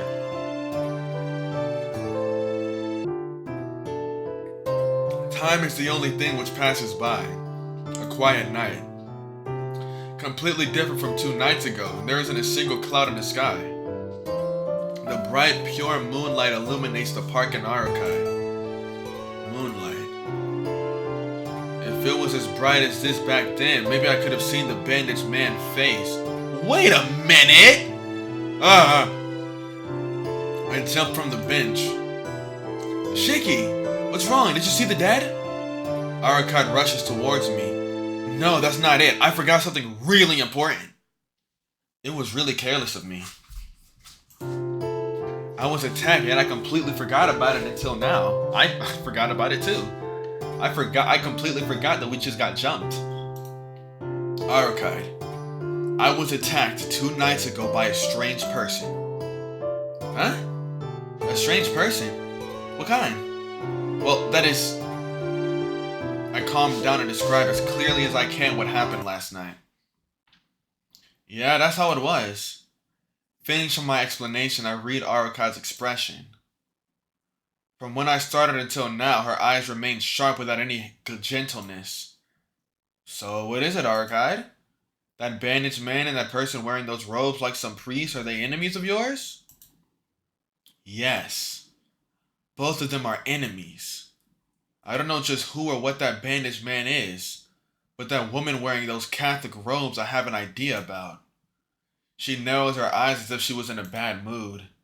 No, she looks less like she was in a bad mood and more like she's irritated. I may know the person who helped you, Shiki. Man, if it's really her, she'll probably be able to find the enemy before me. She bites her lip vexedly. Wait a minute. I didn't say that person was a woman, though. No, there's no mistake. That woman is the only agent given authority to hunt heretics alone who uses black keys that combine the cremation rite and steel shell effect. Her irritability is almost like hostility. Even when she spoke about nurses, her voice was never saturated with emotion to this extent. Arcade. That person who helped me, is she a vampire? No, that's not it. That's right. I have yet to tell you about something else that's very important. I think I explained it before, but vampires like the one making his lair in this town turns humans into their minions and expands their territory. At the same time, they try their utmost to conceal their existence. Even though vampires appear, they use various magical techniques to make things appear not out of the ordinary. You know why? Well, it's because humans aren't stupid. If they find out monsters like that exist where they live, they'd attack them. Even though humans are weak, they do have things like police, so they might be able to do something. Well, I guess that's true, but police are only a law enforcement against humans. Oh, well, I guess that's true, but police are only a law enforcement group against humans. We don't consider them at all. But it's also correct that that vampires hide their presence for the sake of self-preservation. Shiki, there is a natural enemy of the vampires, a group of something like professional killers that now have the power to balance in their favor. It's true that for other transcendent species, but especially for vampires, it is fatal for them to reveal themselves. Even if a vampire made a secret kingdom in a village somewhere in the mountains away from all civilization, this natural enemy would definitely notice if victims keep increasing. Vampires exploit the humans in secret, for no reason other than self-preservation. The vampires hide their dead victims' bodies, not out of fear of human society finding out, but in fear of these natural enemies discovering them. Huh? The natural enemy of vampires? Yet another group of monsters I don't know about? For a normal guy like me, I just want all these unnatural things to stop appearing. What are you saying? Their natural enemy is without a doubt you humans. Natural enemies, us. Yeah. Starting from a long time ago, humans used to use many kinds of magic, the occult, magical ceremonies to create an organization, and started to eliminate primates other than humans. The greatest of these is Christianity, the pride of the Vatican, the exorcists. The Catholic Church always viewed non-humans as impurities, but vampires are considered the most dangerous. There are many religious groups in the world, but the Catholic Church looks at vampires with more hostility than the rest. You know, it's almost an obsession. They're so insane, I don't even want to mess with them. Arakai lets out a sigh. The one who helped you was a member of an elite organization that hunts heretics. This group, the Burial Agency, I remember them, is part of the church. They use their own strength rather than law to deal with contradictions to Christianity. These hidden exorcists are more like professional killers. Priests that go around exterminating vampires, huh? It's so fitting, I'm not really sure what to say. Then they're not like us. You heard that? Hold on.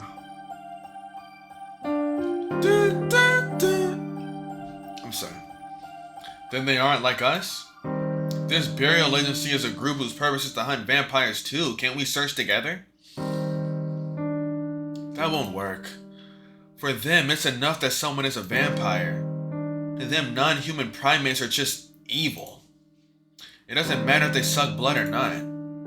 This exorcist may have even come here to seal me rather than fight the vampire who lives in the city.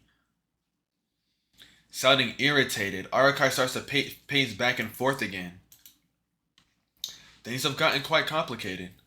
Arakai's enemy is sought after by both a vampire and a group that hunts vampires. What is this? Doesn't that mean she's all by herself? Thinking aloud, I watch Arakai as she paces back and forth.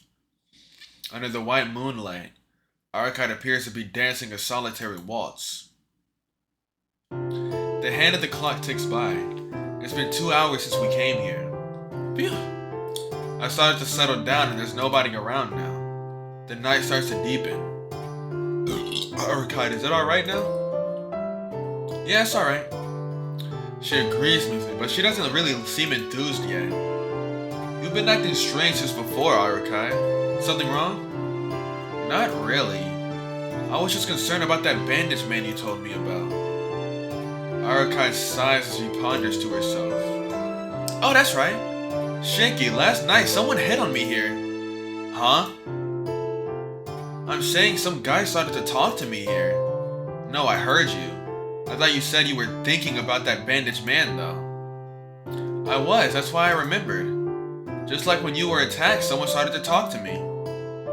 I see. Well, that's good.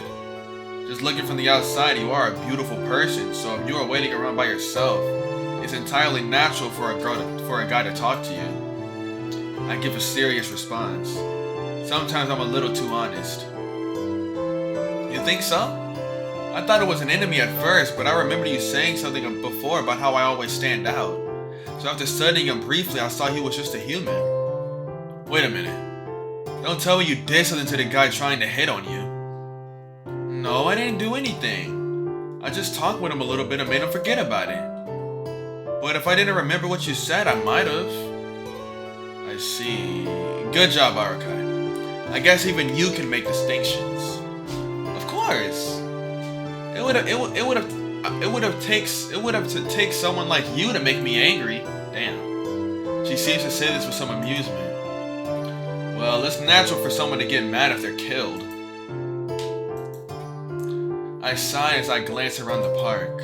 A month ago, if those serial murders never started occurring, there would still be young couples around and the figurines of students hanging out.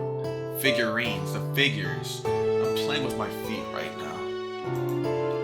But now, the only ones talking here are me and Arakai. I calmly think about my current situation. Since when did Arc-SHIKI step off the path of the real world? Ah! Hey, see!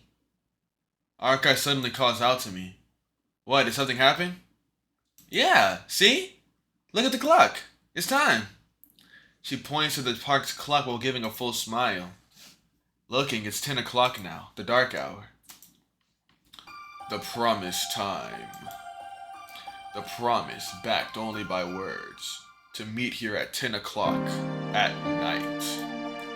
Last night, the promised time I couldn't keep. Because you had an anemic attack. My words get stuck in my throat.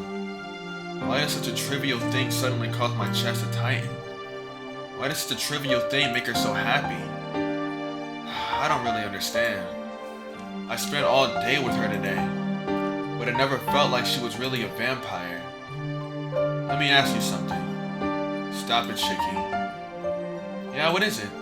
Are you... Don't ask her that. Am I what? Really a vampire? What kind of answer are you hoping for? A vampire? What's with that all of a sudden, Shiki? It's not all of a sudden. I was just thinking. I look away. Huh? I can't tell if you're really stubborn or not. I don't really mind, but that's pretty insulting. Tell me why you're asking that. There's no reason. But at the same time, there's no real proof she's a vampire either. So... Well, you said you don't even like to see blood. What kind of vampire is that? You even said you weren't a full vampire, but a vampire that doesn't suck blood isn't a vampire, is it? That's not it. Isn't it just that Tohno Shiki, deep inside, wishes she wasn't a vampire? What is this, fucking Evangelion episode 25? Shiki, get the fuck up. Arc approaches the park bench. I get the fuck up. Our eyes meet. We're about 2 meters apart. I love when they describe the meters. Arc gives a huge sigh and suddenly grins. I guess you're right. I even thought about it myself. I wondered, is Arcade Brunstad really a vampire? She laughs. That's a relief. I thought she was gonna beat my ass. I thought this question would insult her, but thankfully, she seems to have taken it as a joke. Yeah, you really don't look like a vampire at all. Arcade laughs again. Then shall we try? She says it's still smiling. Try, huh? Shall we see if I can really drink blood? If I could, can you give me a prize, Shiki? What? With that smile still on her face, she takes a step closer.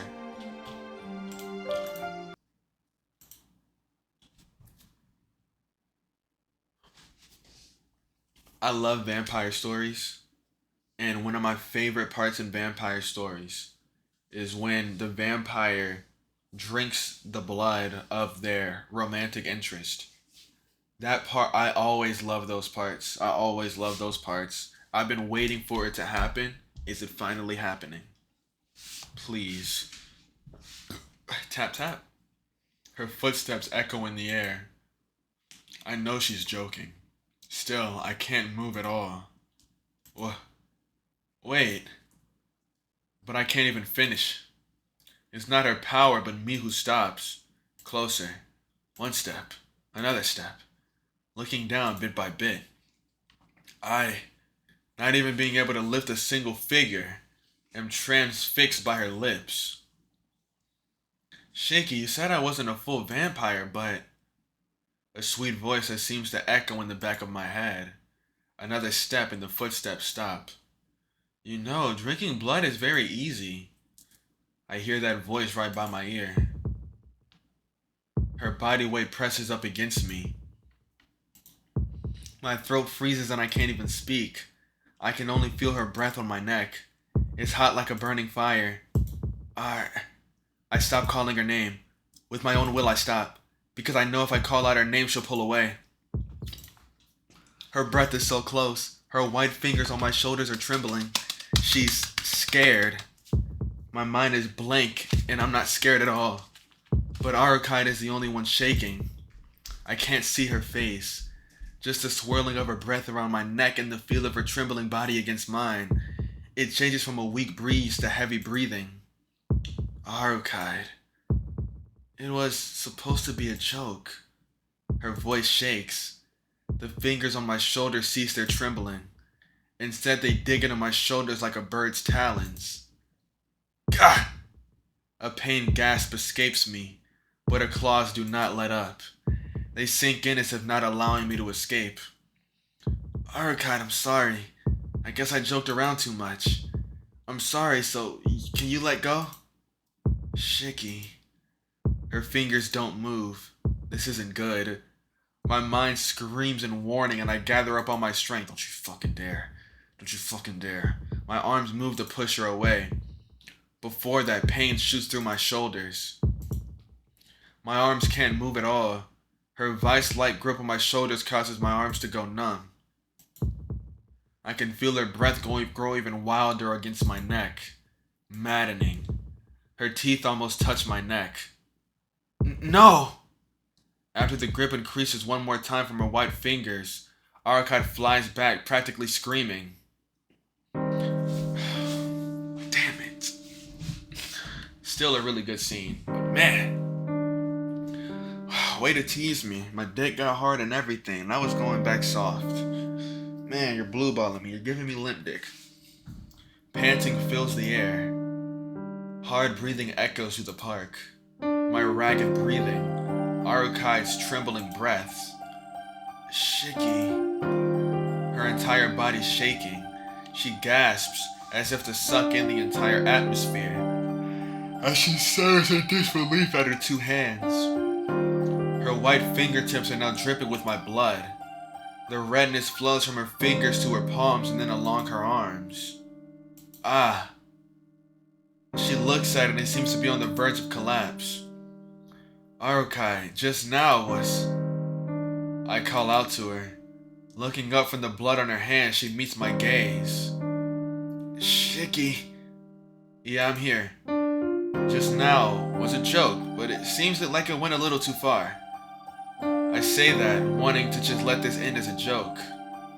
But I guess it didn't work out. Shiki, Her eyes lose sanity. Got very thirsty.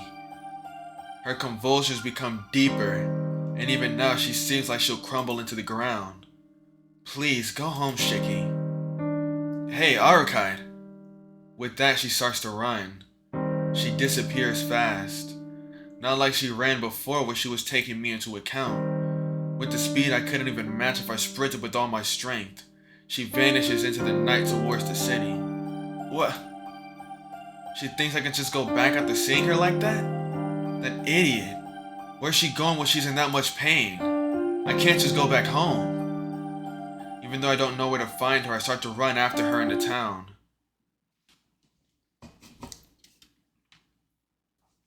I don't see her anywhere. The city is too big and it's nearly impossible for a single person to track her down when she leaves no trace behind. It'd be much more likely to find her if I predict where she's going to go rather than blindly searching.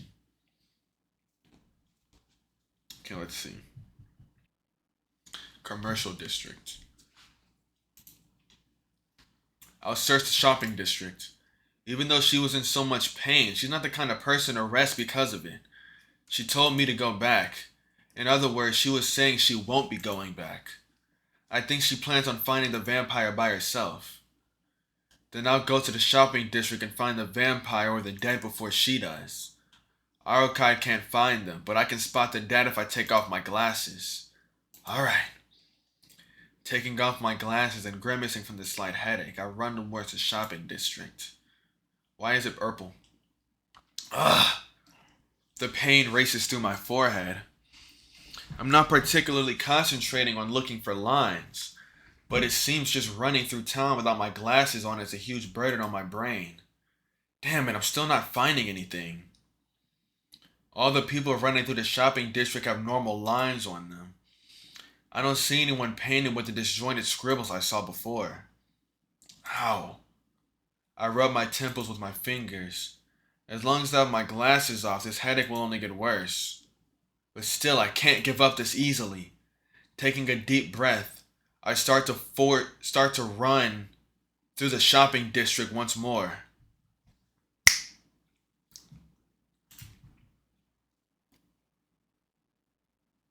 I start to pant from exertion.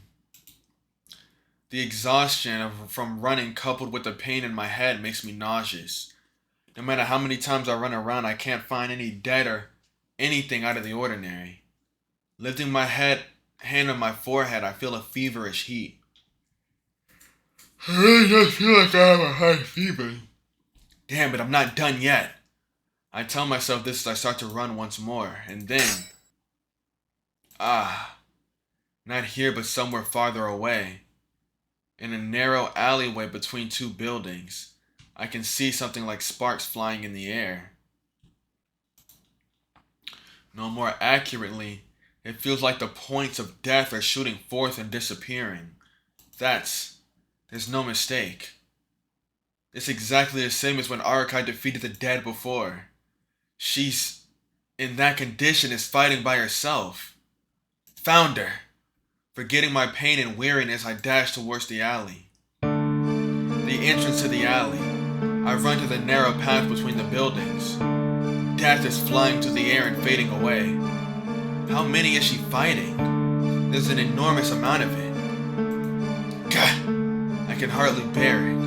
As I run to the alley, my spine groans in protest. As if a saw was slowly but surely slicing through my spine. A pain works its way from inside me. My instincts scream at me. They say where I'm going is too dangerous and I have to go back. Shut up!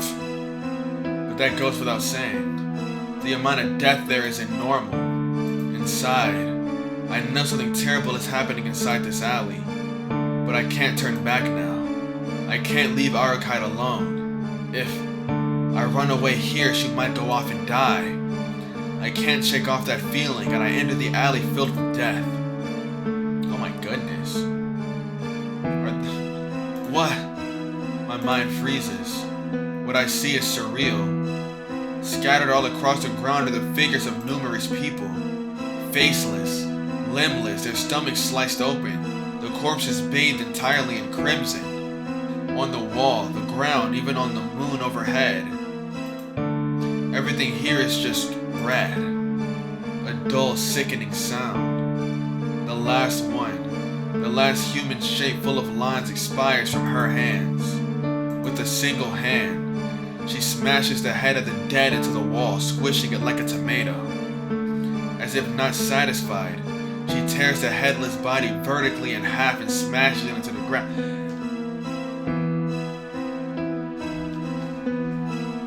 She's tweaking. Arc-SHIKI.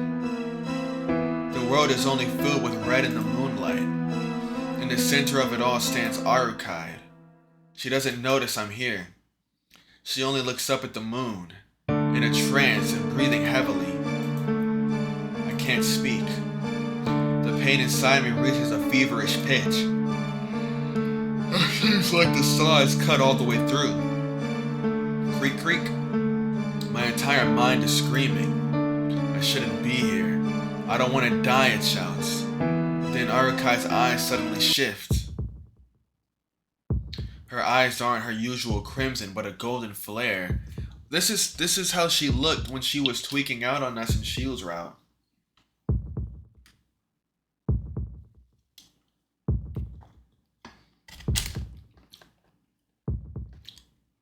All my sugar is gone. It's not that our eyes have met. It's just that I looked at those eyes. Thump. My blood races through my entire body and my mind is jolted. At first, a sense of overwhelming crisis. I shouldn't be here. I shouldn't be in front of that thing. It will kill you. You can't stand up to it. That creature is on an entirely different level. Not a matter of higher or lower, but something beyond evaluation. Before that thing, just being there means death. Thump. My entire body throbs. At first it was fear, then a desire to kill. Because that thing shouldn't exist. So kill it. Hurry up and kill it. Kill it here. Kill it now. In the name of this blood, take that thing here and destroy it. My heart pounds furiously. I know there's no way I can face it, but my entire body screams for me to kill it. What a contradiction. Is it telling me to kill it even though I know it's going to kill me? Is it telling me I don't want to be killed, so kill instead? Ah! No, I'm not here.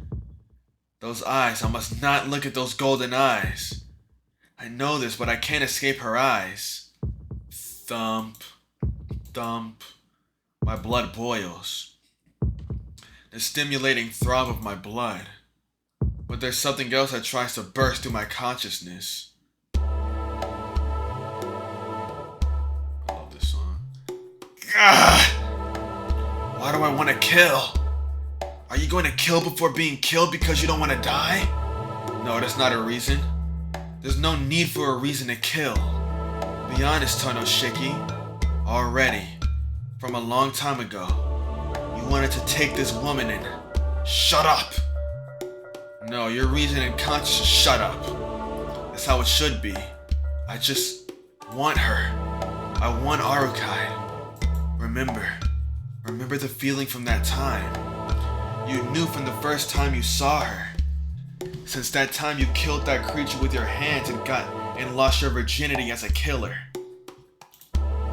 Ah. Yes, I want all of it. Her heart, her body, her tears, her saliva, her blood, her flesh, sin and punishment. Is it an eternal punishment and an innocent sin? Desire and impatience. Ah! My breathing is out of control. I can't get a grip on my mind. Her eyes are consuming me. Those swaying golden eyes. That is something that cannot be killed no matter how much I kill. Shiki! Arukai realizes I'm here. As soon as she sees I'm fixated to her eyes, she changes them to her crimson color. But by now it's far too late. I bring out my knife and push Arukai down. Her powerless body is easy to push. I straddle her. One arm at her neck, the other arm holding my knife overhead. All that's left is to strike between her breasts. See, what did I say earlier? There's only two reasons you would take somebody to a back alley, right? One reason, you're selling them illegal substances. The next reason, you're planning to do something vile. He catches Tsukihime in a back alley, and now he's doing something vile. Calm down. This isn't what you want, Shiki. I can hear a voice. The core of my brain starts to overheat. Shut up! My arm tightens around her neck. She painfully lifts her chin. I can't believe it. With all of her strength, she can't even free this one arm right now. Shiki! Breathing painfully, Arukai coughs out my name. Thump. Her heart beats hard in my chest. I pant and pant. My breathing is out of control. My vision is blurry and indistinct. This fire inside of me, I have to release it right away. Panting, I slowly start to move. I move my hips down her stomach. Spreading her legs, I press myself between them.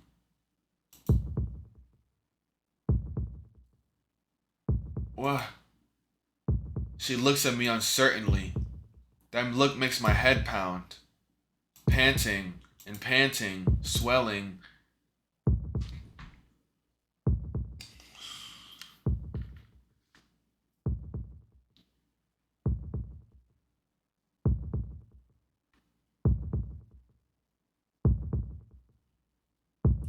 Is this the beating of his heart or the throbbing of his cock?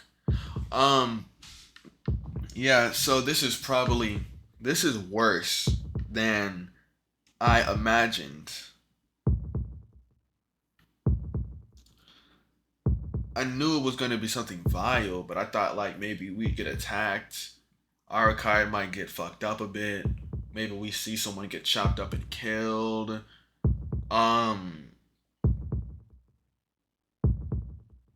Shiki looks like he's about to just straight up assault her. I mean, I still haven't gotten over what he did to Kohaku.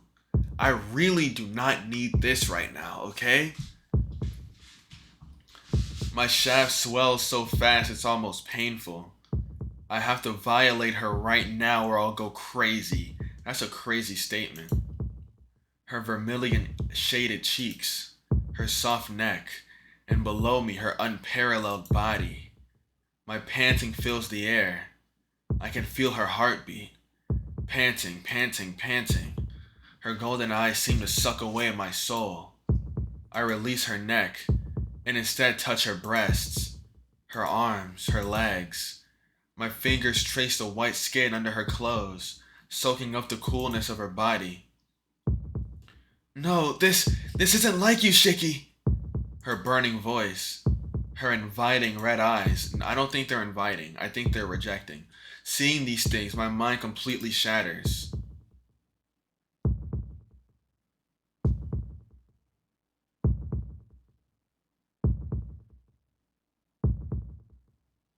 Come on, Mr. Tohno. No! She stifles her cries as if embarrassed. Frantically, she tries to push me back with both hands. Pushing them away, I press her onto the ground. Would it be better if I had some nails? With both hands pushed back and her figure spread open like a cross, Arakai looks at me with naked hate in her eyes. Stretched out like this, she looks even more beautiful. Like this, I can't use my arms either.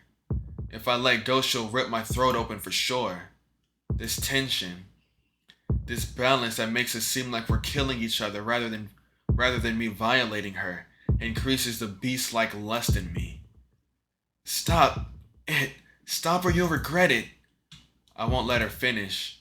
Since my mouth is free, I use that to undress her. Breathing wildly, I violently tear the clothes from her body. Shiki, get a hold of your... She squirms, still trying to resist as she trembles in my grasp. Panting. The breath blows across her stomach. Ah. Is she that sensitive? Her whole body reacts. I feel excited. As I strip off her clothes, my tongue dances teasingly along her white skin. Shiki, no! She struggles harder, but I'm stronger than her right now. I won't let her resist. I continue removing her clothes. In the middle of it, her bra gets stuck on her chest, but I simply tear it off. Her breasts move as I do so. Her well-shaped globes are bared for me to see. I bite down on one of them. Naha. Naha. She lets out a gasp. Her entire body arches like a bow. I don't care. I run my tongue along the flesh between my teeth and relishing the taste. Shiki, stop. Her voice becomes a bit hotter. Her pink nipples harden. Just like the hardening of a man, her nipples seem to stiffen, regardless of what she's thinking. She must be embarrassed about it, as she stifles her voice. Shiki, if you do this afterwards... Ignoring her voice, I continue to lick her gorgeous breasts. Her face starts to contort. Her breast is firm. The more I push my face into it, the more it pushes back against me. Her white breasts turn a light shade of red. I keep sucking. Her heated voice. Her body glistening with sweat. Her shaking head, her pain gasp. My tongue plays along her soft breasts. There's no reason for it. All that's left inside of me is a desire to lick, moisten, and play with her. I bury my face in her chest. Her white mouths glisten with my saliva. Stop, I won't ever forgive you. It sounds like she's gritting her teeth. I'm annoyed that her voice is still so reasonable. I bite down on her nipples. Her entire body arches harder than before. As if pushing her breasts up, she arches back. It's not my intent to give her diligent, caring foreplay. I just move my face. Stop, Shiki, please. I move my tongue to the space in between her breasts. If you touch me there, I'll start to... As if to leave a mark that won't go away, I suck on her skin. Hawa! Her arms start to flail. Holding them down, my tongue continues to crawl along her body. From her chest to her collarbone. From there to her neck. No, Shiki, you don't even like me. I don't acknowledge her. I can't even hear her. Her glistening body destroys any reason I have left. Her beautiful body looks even better covered with sweat. Thump. My blood is surging painfully. I want to take her right now. My panting echoes through the alley. There's no need to hold back. If I want to do it, I'll just do it. I move my mouth away from her neck and bring it down towards her lower half. Arc-SHIKI struggles harder than ever. Like this, she could free herself from my arms. But before that, I move lower, traveling quickly past her navel, into the midst of her golden curls. My tongue crawls down to her pink, fleshy creases. I suck lightly on the protruding nub between those slick walls. No. Arc-SHIKI arches her back again. I bite down on the most sensitive spot of the female anatomy. This sensation of pleasure is far different from when I was licking her whole body. Looking at her, I see sticky fluid building up inside of her. The smell of warm juices. I don't care if it's enough lubrication for her. I'm not thinking about her pleasure. I just have to have her body. Shiki. Her voice is weak as if realizing what's coming next. Has she given up? She looks at me with dampened eyes. Her moist eyes. Does that mean she's crying? God. My head. Oh, that's me. Not me. No. That's not me. That's not me. That's him. That's him. My head is splitting with pain. My instincts tell me to go on. That if I stop now, I'll die. My heart beats wildly, telling me that if I don't do it now, she'll kill me later. She's crying. Why is she crying? If it was me, I would never let her cry. My headache continues, screaming at me to go on. It's strange to be distracted. There's only one thing that needs to be done.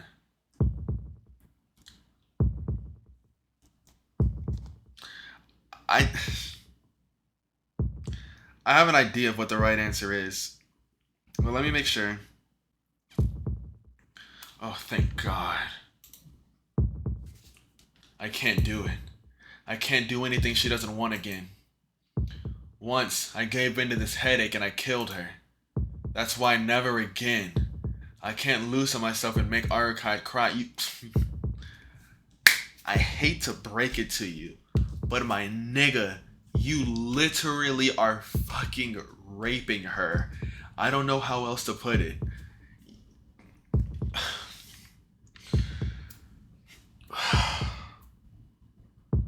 Hey man, look. My nigga Shiki is innocent. Shiki Tohno, he didn't do it. It was Roa. It was all caps Shiki. It was Roa. This is Roa doing it, not Shiki. Shiki would never. It's Roa. Even if this headache tears me apart, I won't do it. I pull back from her body. The headache disappears and my heart returns to normal. The urges rampaging inside me have also disappeared and I finally start to comprehend what I just did. What have I can't believe it. But the memory is all too clear. How I pushed her down. How I choked her and held my knife over her. And the disgraceful things I did afterwards. I don't know what to say. Arc-SHIKI adjusts her clothes and stands up. I don't know how to apologize. Just saying sorry, how can that make it up? Arc-SHIKI, Don't worry about it, I'm the one who should apologize. She looks away uncomfortably. What are you saying? I was the one who did something wrong. If only I had been a bit stronger, that never would have happened. No. I don't think that was something you could have resisted because you saw my mystic eyes. Huh? Mystic eyes? Like nurse screws eyes? Exactly. I wasn't sane earlier. I was so thirsty I couldn't control myself.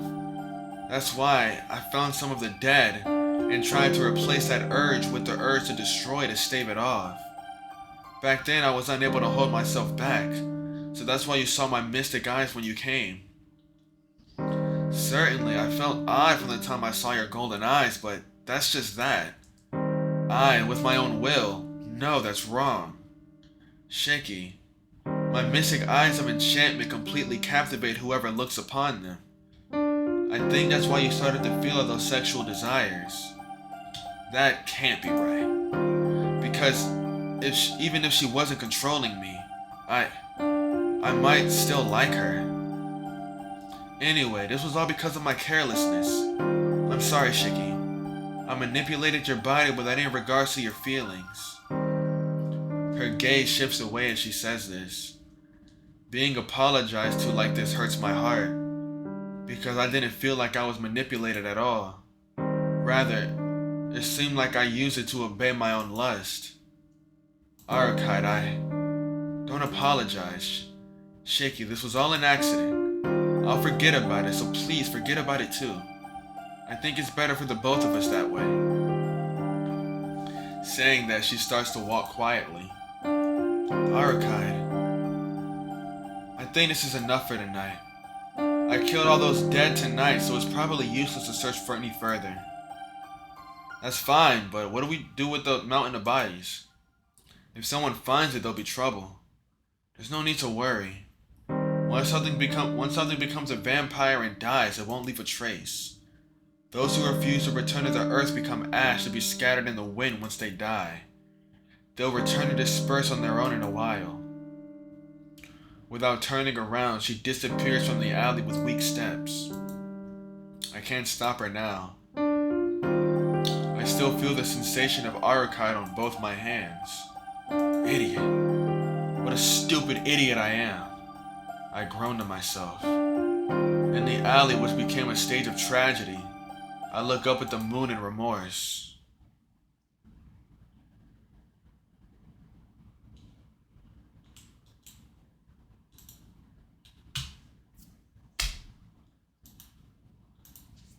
I guess, man. I guess.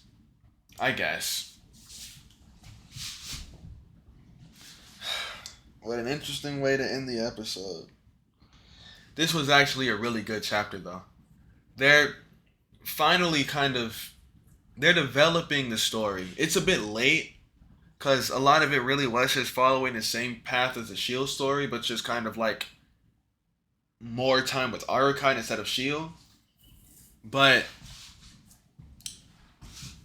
now it's finally like actually branching off for real. Like, it's really branching off. And I'm excited for it. This was actually a really good chapter. I enjoyed the time we spent with Arc-SHIKI. That was really fun.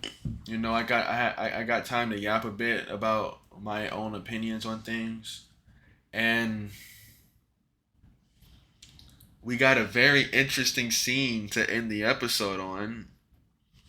I don't know how I feel about that. I know how I feel about that. I hate it. That's terrible. Right? I don't agree with these things. I think it's pretty solid story-wise, considering what we know about Shiki and the stuff with Roa. Makes sense. But man, I'm just not a fan of those type of scenes in general. You know? I just don't really like them. I can get past them, but I don't really like them. I'm not the biggest fan of them. But that's the end of the episode. I hope y'all enjoyed. Like, subscribe, leave a comment. I read them all. Tap in to the next one.